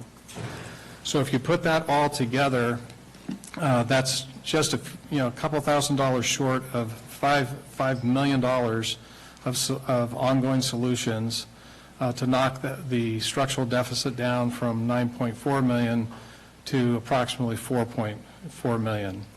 And of that almost $5 million, roughly 3.2 of that is ongoing revenues between what we found in the line items in those operating budgets, plus the teeter, plus the special revenue liability revenue funds.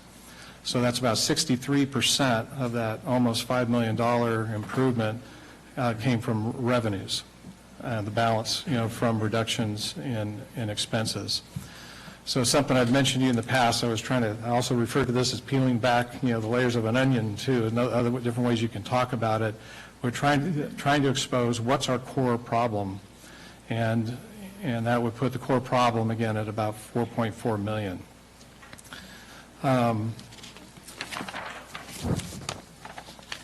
So assuming the board is okay, with these changes, then what do you do, with what's happened here is we've replaced one-time money, primarily fund balance, with ongoing solutions, either reductions in expenditure lines or increased revenues. So what that's done is it's freed up that one-time fund balance. And we do not really want that to carry on into the general fund, but feel it's very appropriately used, a one-time revenue source to one-time purposes. So what's proposed is that we take this 739,000 of it, rounding, to remove the one-time teeter transfer that was brought in when you adopted the budget. We don't need that anymore, so we return that transfer, covering it with the ongoing revenue. We double contingencies. I'll come back to that in a moment, but we've been able to double that. And then the rest is proposed to be transferred, into capital improvements. On the contingency front, this is a very important point to all the department heads, because again, we're doubling it there. One of the reasons we're doing that is to provide additional buffer to help meet unanticipated needs or opportunities. It's not always needs. Sometimes a special good opportunity, a grant program that comes in that needs a match that's really beneficial for the county, may develop amongst general fund departments. And what it also provides is, what is important to the departments, is assurance that such needs and opportunities could be met. That's just important to the department heads to know that that money can be used. Because part of what's happened here over the years is there's actually been, to some extent, I've heard it a couple different ways, that folks were encouraged to actually build mini contingencies in their departmental line items rather than have it go into a single contingency account. I think some of that's also been a little bit due to just a little laxness in the way things have been budgeted here. But whatever the reason, the departments are, there have been a number of them share the concern that if we do consolidate everything, the real contingencies within the one account, that if the needs are bona fide, that the board will be receptive to approving adjustments, within their cost centers. What I'm accustomed to, and this was I've mentioned to the departments, is that when there's a department that is having a problem or is facing an opportunity, that's reviewed with the county administrator's office, and we'll look at that to see if it's truly a need as opposed to a want or a desire. It's a need, and that will help determine whether or not the department has any means within their existing line items to cover that expense. Can they cover any of it, a portion, all of it? But if not, and it's a bona fide need, then our office would typically stand side by side with the department head with a recommendation of the board to fund that from contingencies. So that's very important as we're trying to change how we do this procedurally, and it's a change in the culture as how we do budgets, as focusing contingencies within the one account rather than the department cost centers. So the board needs to be willing to buy into that process, that use the county exec's office to prove those needs and determine whether there's any ability to cover those needs out of department budgets. To the extent they're short and it's a bona fide need, then my office would come to you with a recommendation to support it, and within reason, of course, the board would be inclined to approve those. And I'm speaking generically here. Generally, I know it depends on the items that come before you, but I think I want to provide emphasis on that because that's very important to the departments and buying into what we're doing here. Let me just pause there and see if there's any questions on that. It's more, I think, a comment. The process for departments becomes somewhat bureaucratic and complicated. So if you, let's say you can't, I'll just use the DA, can't find positions, it's taking longer. So the end of the budget year comes, the funding rolls back into the general fund. Now the DA finds somebody, do they have to go through that process to hire somebody or to get that position funded? Unless, excuse me. Oh, no. So that was one, and I know we did a parking lot system, and then the parking lot system was disbanded.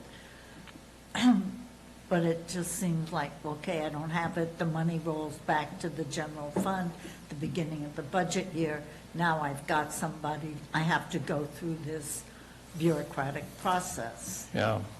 Can I address that? Yes. Yeah, in the case you're describing an approved position that just was vacant at the end of the fiscal year, you're correct that the savings would fall to fund balance, and that's sure enough. But unless the board has directed a reduction in the position to eliminate the position will be rebudgeted into the next year. It'll be rebudgeted. They would not have to have hat in hand, to ask to reestablish the position. It's going to be there. It would be funded unless your board takes a positive action to remove it.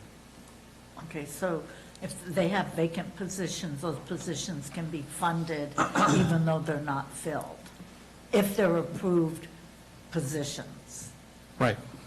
Yeah, it would take an action of this board to remove those positions. Otherwise, they would be put back into the budget. So we talked earlier, positions that haven't been filled because we can't find people to fill them, is that something that they budget for, or is that, okay, we can't find a registered environmental health officer, the funds go back into the general fund? Well, at what point? That would be part of a purposeful budget action, and that would be a discussion initially between the department head and my office, and out of that would come a recommendation one way or another to the Board of Supervisors. But there's, again, it would take some positive action by the board to remove a position, otherwise it'll be refunded in the upcoming fiscal year budget. So great. So what is rolling to the general fund? Just the unspent money at the end of the year, which is the main reason why we had a $10.4 million carryover this year. We can't fill the positions right now. So we can't fill it. The money rolls into the general fund. Right. Now the department submits their budget Right. with that fund, that same funding that the funds just rolled back into the general fund.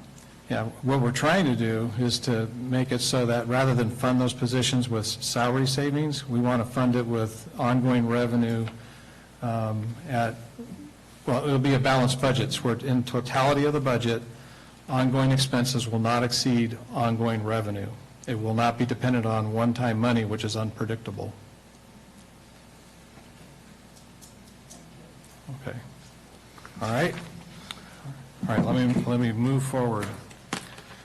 And let me stop here and just say, this is where I did want to pause and say thank you to all of the department heads for their cooperation in this. We promised that we had no intent to go after, positions, to impact positions or impact programs.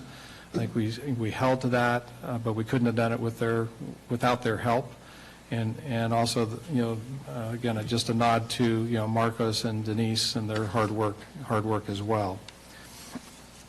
So getting beyond, the balancing, trying to knock down the structural deficit, then we're also looking for any other kind of one-time sources that may be out there, not to apply them to ongoing expenses, but to take any new ongoing revenues or savings and then to apply those to one-time uses. And again, you're going to hear that a lot from me. Ongoing revenue matching ongoing expense, one-time revenue going towards one-time expense. So one-time revenue that just came in the last month or so from the federal government was called the Local Assistance and Tribal Consistency Grant Fund, and that was tied to counties that had, this is federal, and any jurisdiction that received PILT funding. This was a one-time call-out, and as you saw in the staff memo, very flexible on how that money can be used, but again, it's one time.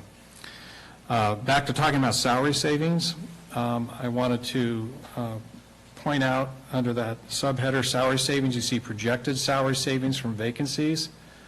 I'm highlighting that, and looking at the positions that are vacant right now, talking with the department heads, talking with HR, we put the positions are still in the budget, but we've predicted how much longer would a position be vacant, therefore how much savings could be seen from vacancies this fiscal year in the general fund, and it's just a tad over $4 million. Below that, you see this other line. It says adjustments for budgeted salary savings, and there's a couple, sub-account numbers in there. That's where, in this year's budget, we put in a negative number that was kind of like in lieu of a detailed vacancy calculation. So it was a number that was put into every operating budget. It totaled, again, I'm just rounding here, $2.7 million. So we're projecting we're going to have a little over 4. The budget already had a negative offset for 2.7, the difference being about that 1.3 additional salary savings than what we had predicted when you adopted the budget just a couple months ago. So if you take that one-time revenue, that grant, plus the increase in anticipated savings from vacant positions, that gives you just over $2 million of one-time funding that could be utilized.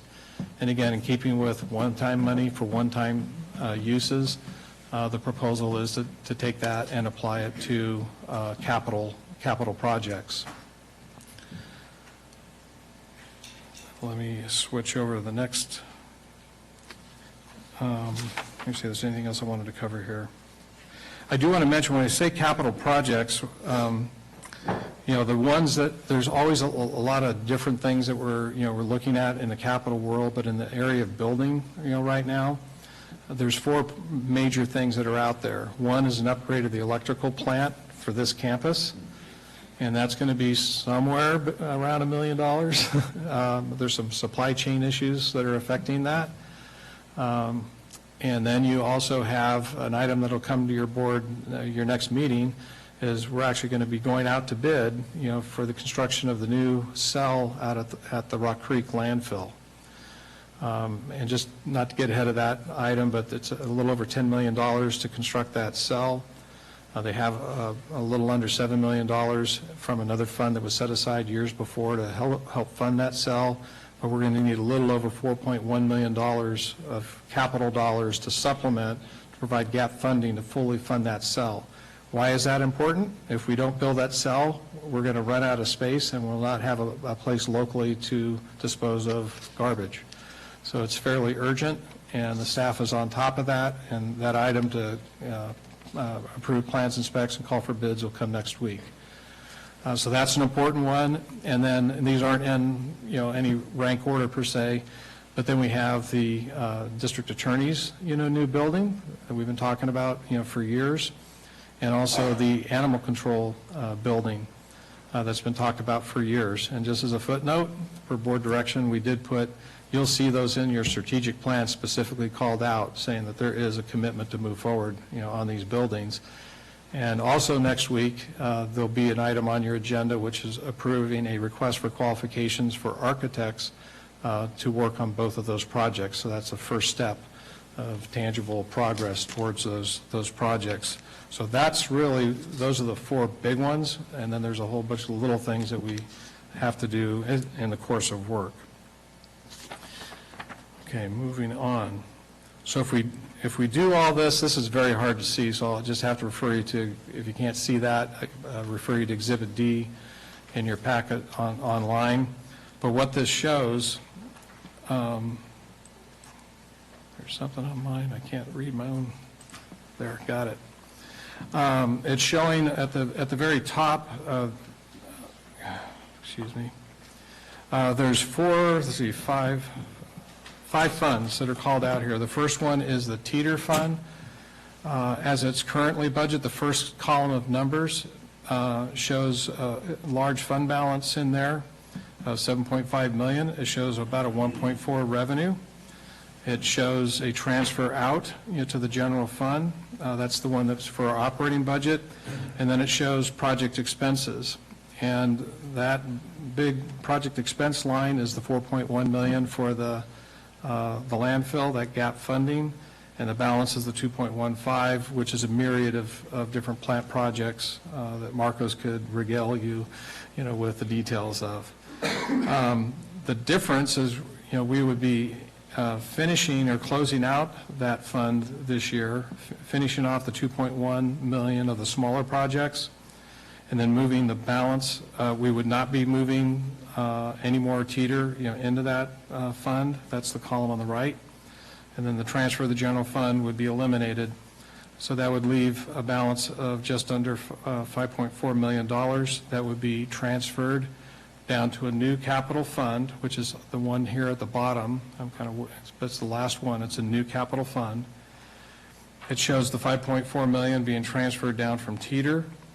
If you take the capital money that I showed you a couple slides back, coming out of our first bite at the apple exercise, and also that one-time source money, you see a little over $5 million coming in from the general fund, and then you can see very cleanly the money for the landfill at the 4.115. So that's how that works. Otherwise, the American Rescue Plan money, we've gotten both allocations of that. We do have just some initial project expenses against that. That doesn't reflect, the cost of projects. It's just what we're spending or think we're going to spend this year. So there's no change between those two, but a significant amount of money, 8.7 plus million. PG&E settlement, we have things that we've almost exhausted our responsibilities there for specific things.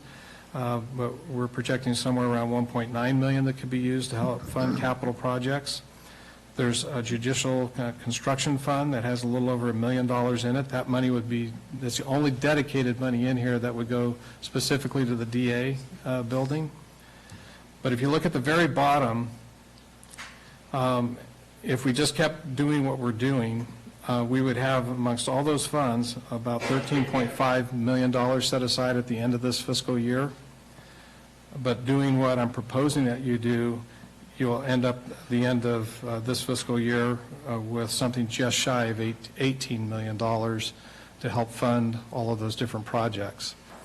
So this is the power of trying to follow that discipline, one-time expenses paid with one-time money, ongoing revenue paying for ongoing expenses. And if you maintain that discipline, and I would suggest that you continue following this kind of a practice in the future when you have carryover dollars in your general funds to put it to work in your capital budgets. That is the best way to go to have a healthy result in the long run.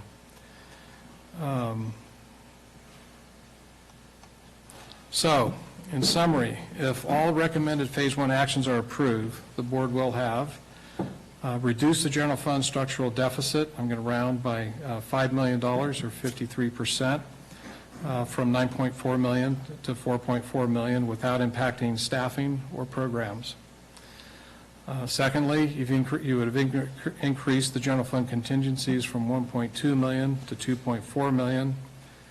And lastly, increase set-asides for capital improvement projects by a total of $5 million plus.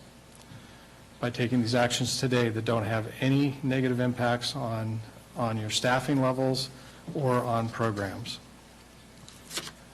And with that, Madam Chair, I'm available for any questions. Okay, I'm going to start with the board. Are there any questions from the board? Ben?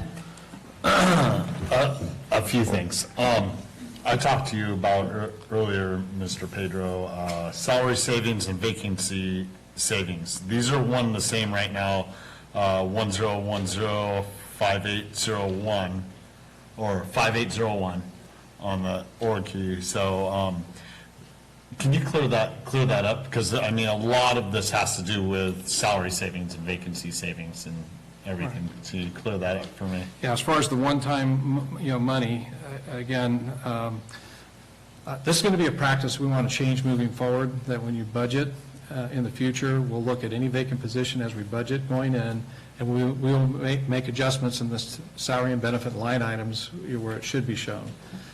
In the past, we've used the shorthand method of let's just arrive at an estimate and put a lump sum dollar in there, and that's what I put that chart back up on the screen.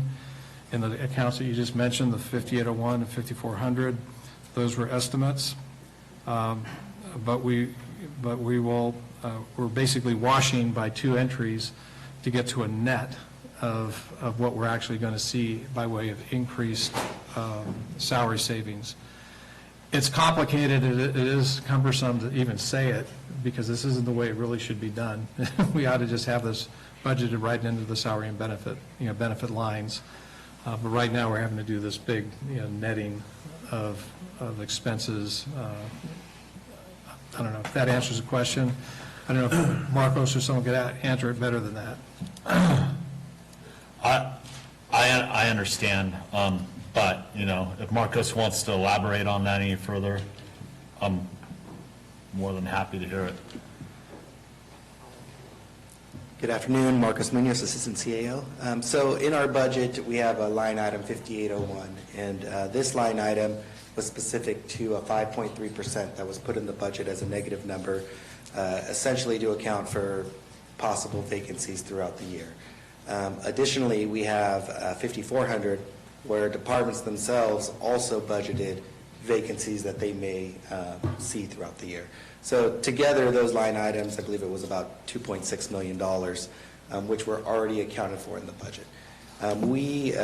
Denise, myself, and the admin team went through and we looked at a real-time budgeting of positions. So if the position was vacant, we looked at, okay, when is a potential time for the position to be filled, and looked at that gap to come up with a more accurate costing for the vacancy number. In that, we came up with a total of roughly $4 million. So when we looked at our numbers of $4 million, and this assumed that every position would be filled at some point in time this fiscal year, we had $4 million. We took into account that $2.6 million was already budgeted, so the net was about 1.3 and change. And so that's how we came up with that number. Excellent, thank you. And these are conversations we've had in the past about cleaning this up. I'm glad we're moving forward with it now. It's quite confusing trying to go into that in a year. I think the new approach will help us a lot in the future going into it. But general revenues. Here you have about $2.8 million that's going back into the general fund. Now, thank you for the explanation on the local assistance and tribal consistency fund grant.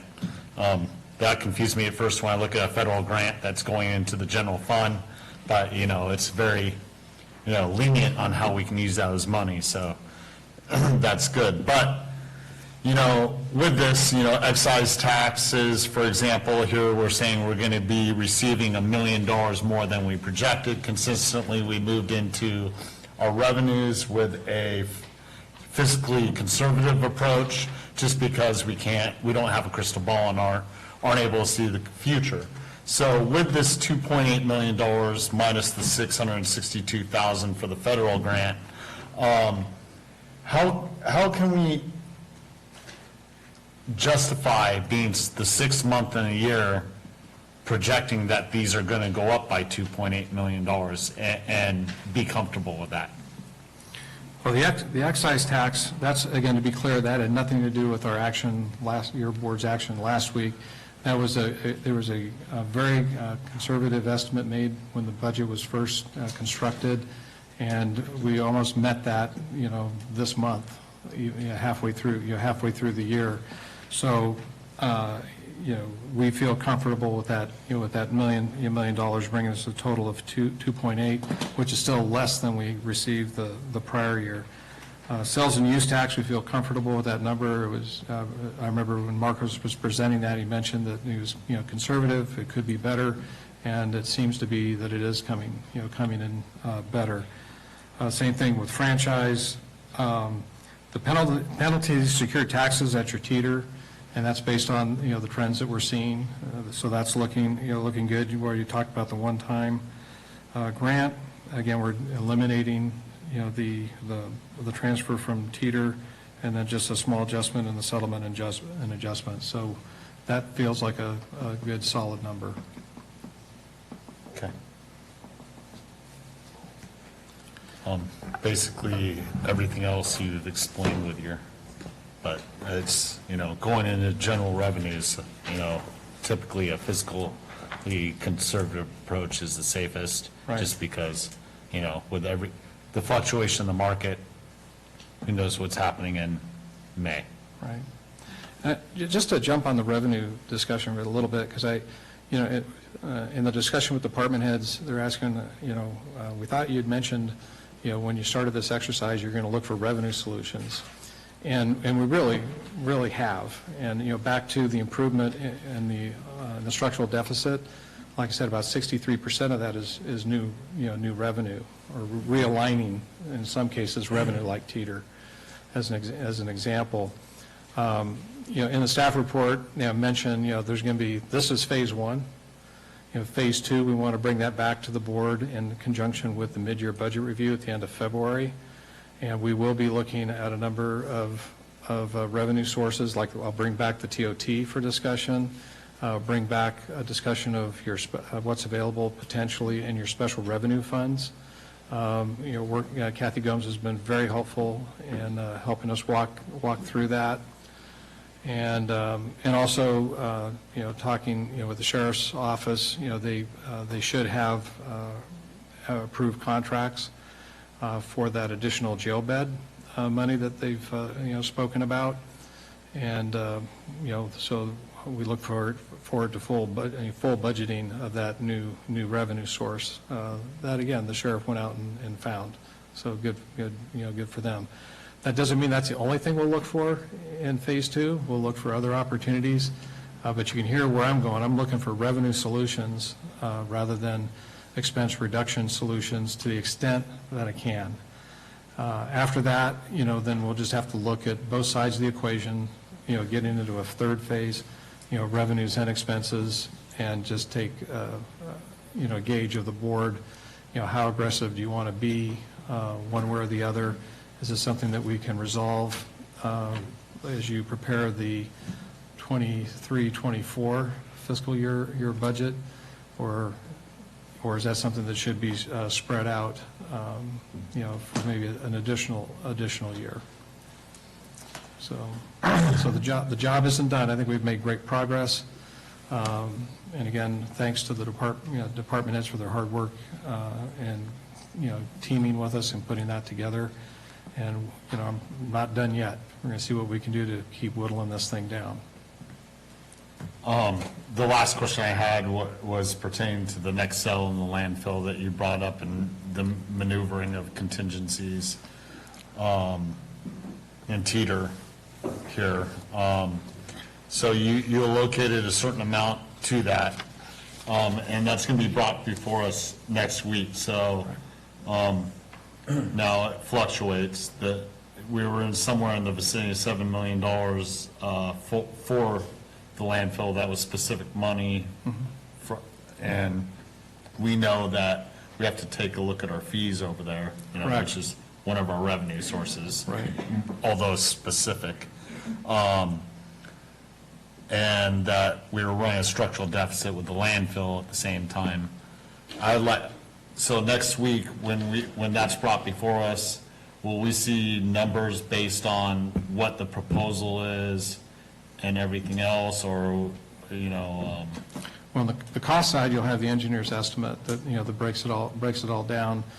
The almost $7 million, that's a set number that's, in cash on hand right now. The balance, and this is all for the one time, covering the cost of the project. The other would be the 4.115, that would be, coming as I've outlined.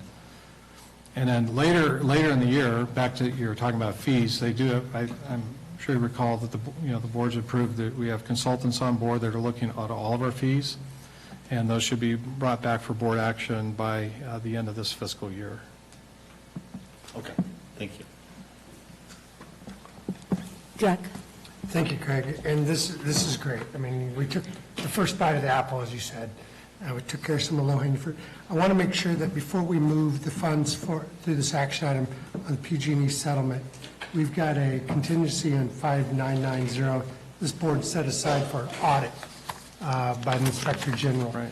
And so I'd kind of like to make sure we're good with our auditor controller and our budget, that we feel like we've cleared that liability or potential liability before we, this is what we set it aside for. Right.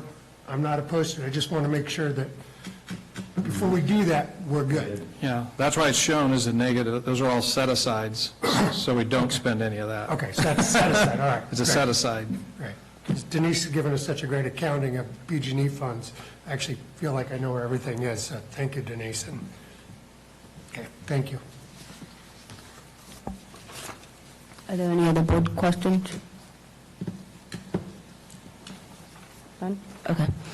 I'm going to take this opportunity to now move it over to any staff. Is there any staffers before I have a public comment, so we can make sure they have time?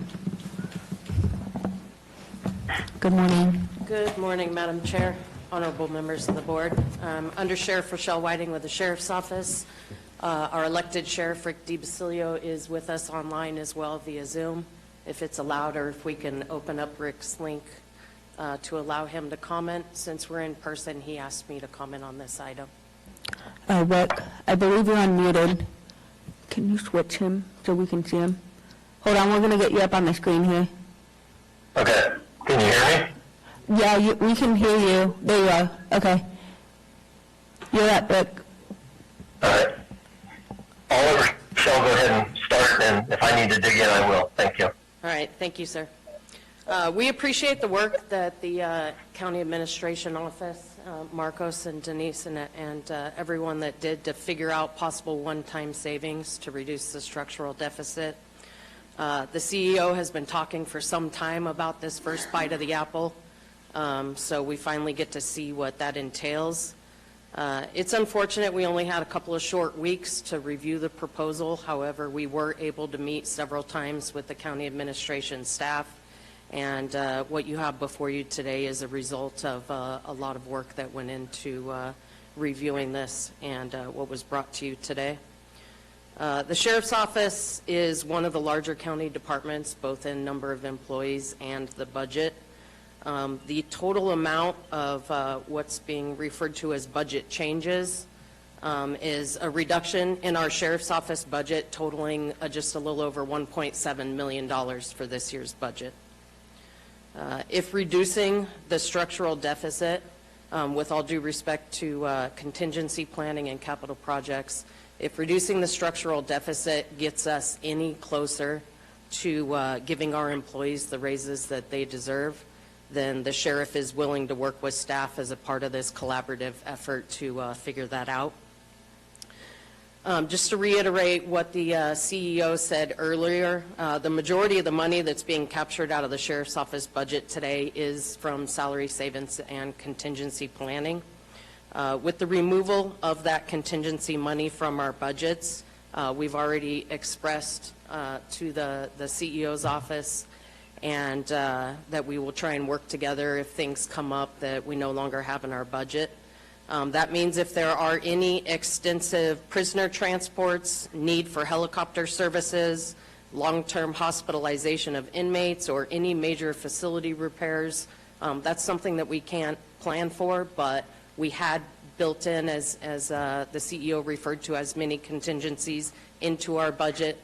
Today, this removes a lot of that money back out of it, so if any of those things come up, we will have to work with staff to get funding back for that. As most of you are aware, costs for some of the jail repairs, if they have happened, have been very high. If we have any emergency repairs to major components, such as the chillers or the boilers, we do have an obligation to stay in compliance with Title 15 and Title 24 for the proper care and custody of our inmates. So we are hoping not to run into any bureaucratic delays if we have to dip into contingencies. So hopefully we don't have to, because transporting and housing inmates elsewhere can become extremely costly.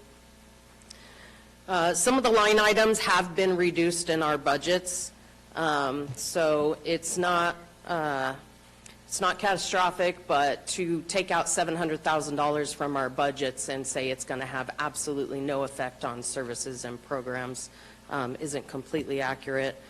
We may just, some purchases may not be able to be accomplished, or we may just delay them until the next fiscal year. Reducing line items based solely on comparisons over the last 5 years' budget to actuals, it doesn't take into account inflation. It doesn't take into account the supply line shortages that we've dealt with over the last couple years, and it doesn't take into account this year's actual needs. We are willing and are going to do our best with the reduced amounts. We are hoping this budget reduction does not impact services and programs. We also hope that the administration office and the board keeps this in mind when considering any future budget changes and the amount of funding that's already being removed from our budgets. With reduced staffing this year, yes, there is a lot of salary savings, but also with reduced staffing on patrol, in the jail, and especially in dispatch, we're accumulating more overtime than recent years. This, coupled with some major incidents and unplanned events come up, some of the fires that we responded to at the beginning of this fiscal year, the officer-involved shooting last month, those are things that we are working hard on projecting and forecasting our overtime amounts, but we still have 6 months of the year left. So we had planned on the salary savings in our budget to cover what we are projecting for our overtime. With removing those salary savings, we just want to make sure that the board knows at mid-year we we'll most likely be requesting an increase in budget allocation to our overtime. We understand this is the first bite of the apple. We are hoping the next phase does not include reducing our budgets further, and that could potentially have more of an adverse effect on our operations, and especially not to reduce any positions. We've been working very hard on recruiting and trying to fill the open deputy sheriff positions. I've been told our current deputy staffing level is lower now than it was in 1985. This is 2022. For how much we're asking current law enforcement to do, it's our duty to do everything we can to fill those open positions and to get the deputies on the street. Right now, we have 8 deputies in police academies that will start the training program on patrol in the spring. The county administrative office is taking that into account. The budget changes today will not change that. We will be filling those positions as the deputies graduate the academy and bring them to Calaveras. The budget changes today. We just hope that we continue to keep the ability going into the end of this year and into next year, as Marita pointed out, to fill those vacant positions. So that's all that we want to comment on. Sheriff, do you have anything else that you want to add? Yeah, the only thing I want to make sure that the board is aware that the process that we're doing right now, and we've been working very well with the human resources and recruiting and getting our folks into the academy, is if we reduce any of the positions, it's going to cause a problem with our game plan, because our game plan is to continue to put people into the police academy and get them hired on so that we can fill all of our positions. And if I end up being overfilled on the recruit side, I will be telling these folks that, look, we'll put you into the academy, but we're going to start you in the jail. So that not only will keep our patrol staff full, it will allow my jail staff levels to go up, which again is key. And then when we have somebody who leaves the patrol side, we have an automatic fill, so we're not that 6 months to a year behind like we have in the past. So I just want to make sure we caution the board that please do not take any of my positions away when the second or third bite of this apple comes. That's all I have. Thank you. Thank you, Rick. Do you have anything else, Michelle? You good? Thank you for the opportunity to comment. We appreciate it. Yeah. Are there any other staff? Corey? Good morning, Madam Chair, members of the board. Corey Allen, Health and Human Services. I really just wanted to provide you just a very brief summary of some of the maybe concerns, but ways in which we will address this potential impact to the Health and Human Services Agency budget. We will do our best to meet the public need with an adjustment of $264,000 to the Public Guardian Program. There will be some changes in the way in which we will be able to do this work. Your board is aware we are 6 months into this fiscal year, and so adjusting the funds away at this point is going to create a significant pivot. I've already scheduled meetings with my teams, 2 of them this week, where we will be making an adjustment because the assumption about how much money is banked in order to conduct the work that we anticipated over the past 6 months moving into the final 6 months of this year is closer to $50,000. Now, luckily in Health and Human Services, we are flexible in how we can allocate resources, but the probate side of the Public Guardian Program that this funding supports is not a mandated service. It's an added service, and so therefore my mandated program funding can't be shifted. There's a lot of restrictions around that. I do want to say that the effort, let me look at my notes just for a minute here, please. We spend about $100,000 per year on the housing costs of the constituents that we serve who are conserved. So we'll have to make some adjustments to that. So the reason for my speaking to you today is to let you know that we are up for the task. The MA dollars is the discretionary dollars, and that's Medi-Cal Administrative Activity Funds. Those funds, we draw them down by time study, and many of my divisions can draw that dollar down. We use that as discretionary dollars, highly restricted within what that discretion looks like, but each division currently receives their own MA dollars to use as their department needs. This effort may ask that I go and ask them to pool those dollars. So there's just slight impacts that we will see internally. And I just need to put that on the record that we will do our absolute best to not come back and ask for the general fund in this program in the future. My goal is to make this palatable and workable, and it will just take some adjustments in how we do this work. Thank you so much. Thank you. Are there any others? Kathy? Oh, I've been waiting for Kathy. Hi, Kathy. Good morning. Madam Chair, members of the board, I just want to thank you so much for your vision and the direction that you've provided, really the county and the constituents in approving the strategic plan. This now before you is a very important step in making that strategic plan come to life. It's going to create funding for the future. So I want to thank the administrative office and the staff in meeting with all of the department heads, including myself, in finding ways that we can reduce the structural deficit and kind of redirect our focus and direction. So thank you, and I encourage you to consider approving this. Thank you, Kathy. I just want to do one more. Are there any other staffers before I go to the public comment?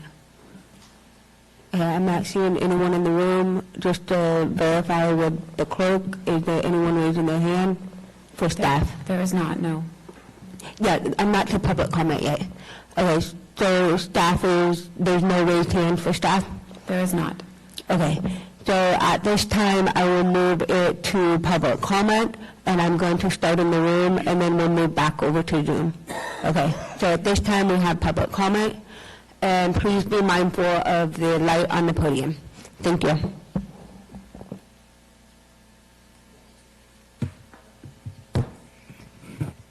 Okay, thought I'd join you guys in person today. Good morning. My name's Andrea Colavita-Pinkham, and I'm the field representative for SEIU 1021. I represent over 300 workers here in Calaveras County, workers who keep this county running, provide direct services to its taxpayers and its most vulnerable residents. So I take a little bit of exception with the statement that staffing will not be impacted with phase one approach. Every vacant position that's not filled, a taxpayer is not being served, and a county employee is continuing to be overworked. Your workers will have to endure having to do the work of 2 to 3 people for the foreseeable future. The numbers may look nice and pretty on a spreadsheet, but there are real-life consequences to your decisions and the words you choose to use. So I'm going to paraphrase last week something that Mr. Pedro had said. He said he knew the market rate of what a good CEO was, and that's what justified the over $8,000 raise was necessary for that recruitment to happen. You guys spend over $90,000, and who knows how many hours to find out what the market rate for your workers and who directly provide services for your community. Yet you chose to prioritize executives over the ones who keep your county running. There are currently 56 vacant positions within our bargaining unit alone.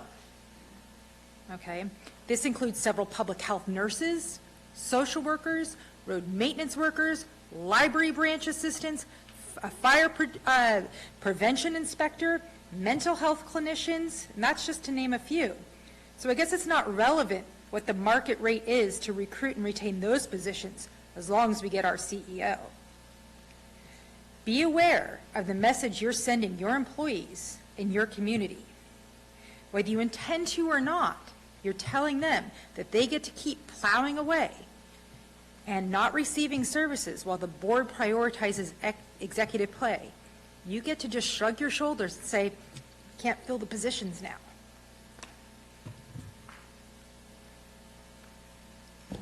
Are there any public comment in the room? Okay. Seeing none, I'll move over to Zoom. There is no public comment on Zoom. Oh, okay. Thank you. We'll move it back to the board. Jack? Thank you. I just have a quick question. As we look at the next bite of the apple, I don't want to get too far ahead, but we're looking at this 4.3. That's on the 2022-23. That's where we sit today.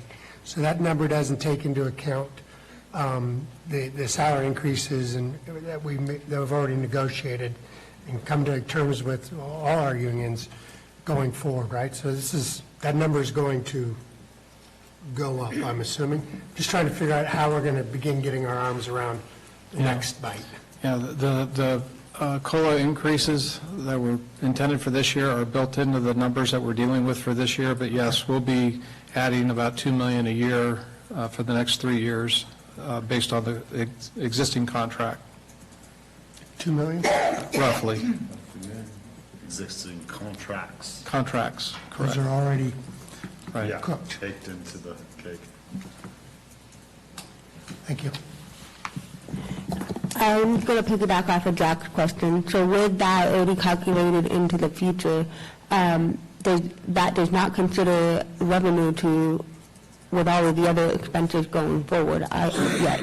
That's what phase 2 is going to be about, is how to continue to fund that along with all the other capital projects with the new additional revenue that you spelled out, like re-evaluating TOT.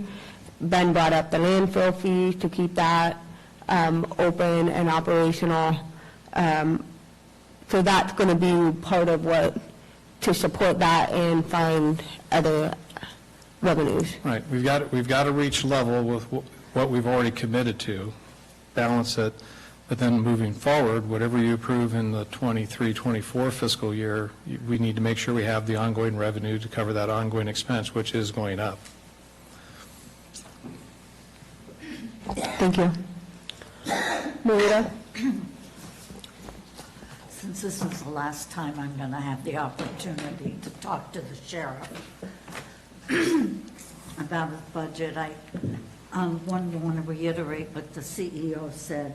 This will not impact positions, and any positions that are budgeted, any positions that exist have been budgeted and would be in the future, unless I didn't hear you correctly, unless the board chooses to cancel a position, they will be budgeted. That's correct.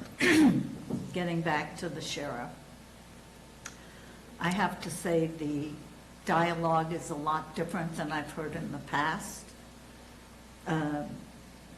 Both he and the undersheriff have said hope versus will.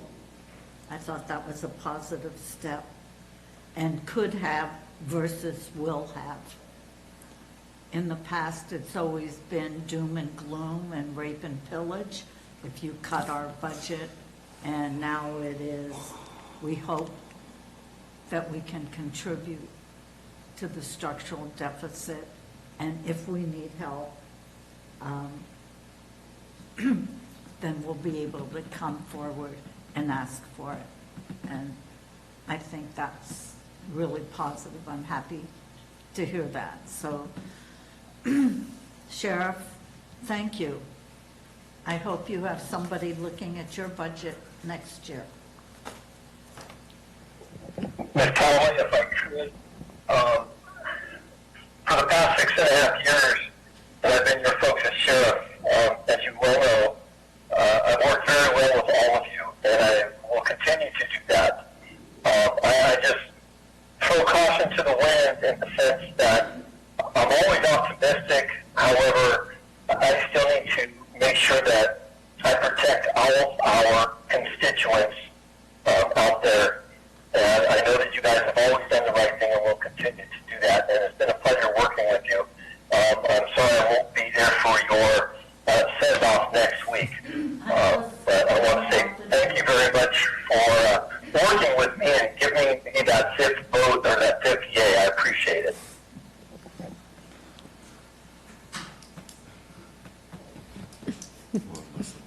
Rita, do you have?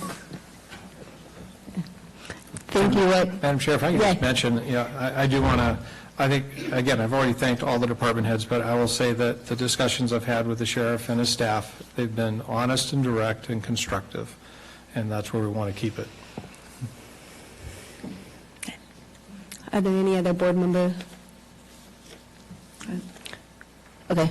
I just would like to say thank you to all the staff and department heads. I came and talked to you a couple weeks ago at a department head meeting, and I'll say the same thing as I said there. This is not comfortable, this is not easy, and no one's happy.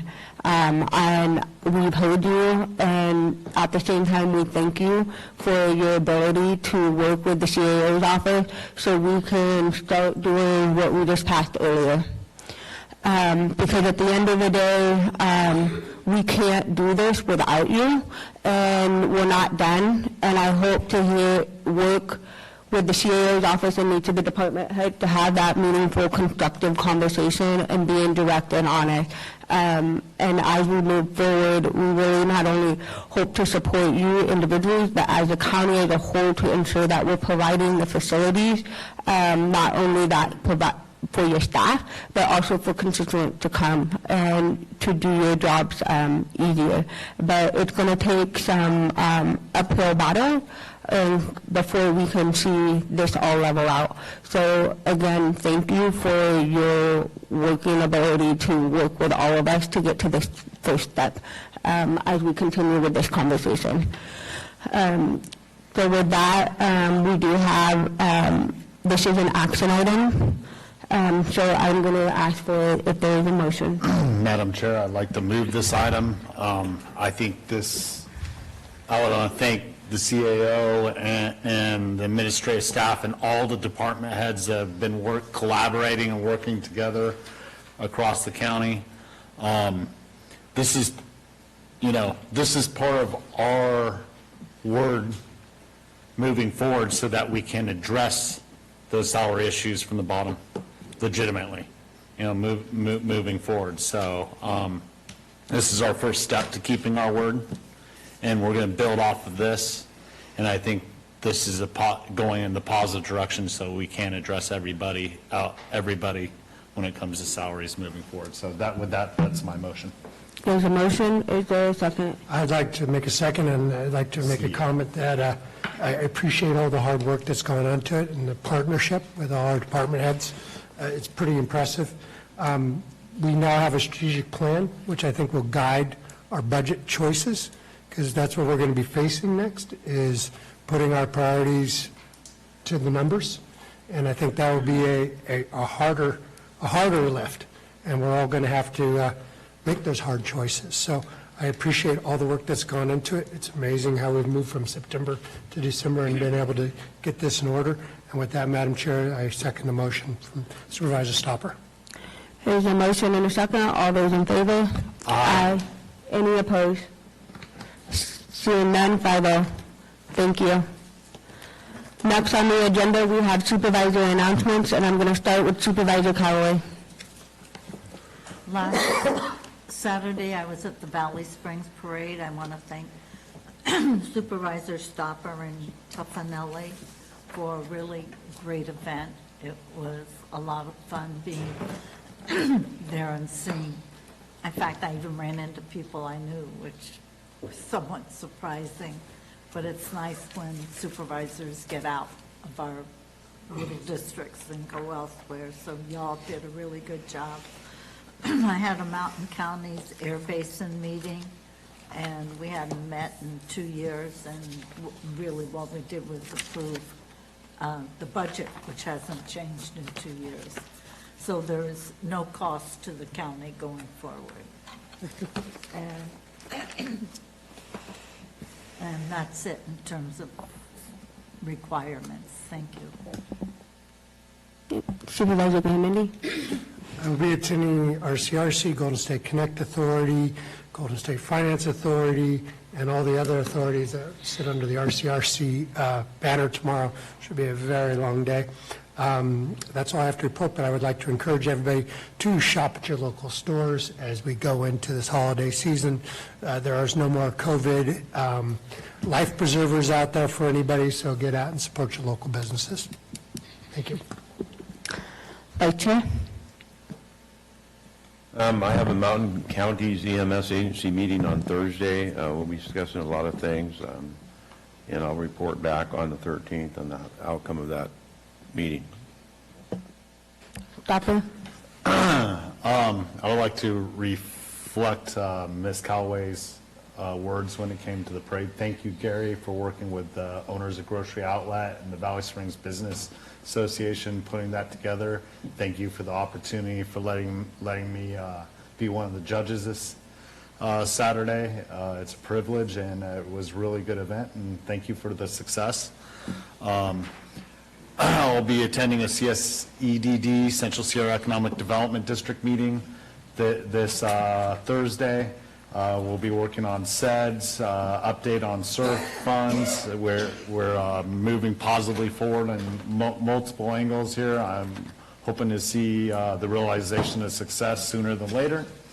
I'm not sure if I brought it up before, but it was pretty much a little bit over 3 weeks ago that we received the confirmation of the success for application on the SURF funds when it comes to the planning grant. So we're moving forward with that. We're one of the, it's been the privilege of working with Sierra Business Council and actually Inyo and Mono counties, along with the members of the Central Sierra Economic Development District, that's made that a success. So with that, I'm done. Tomorrow night is a COG meeting, so Supervisor Toffenelli and I will be at that. And on one of the items on the agenda will be the call for projects for the jurisdiction. So hopefully next week we'll have more to report out after that meeting. And with that, that's all. What do you have? I just want to say thank you to Maria for coming to the parade, and it's good to see you, and thank you for the pictures that you sent.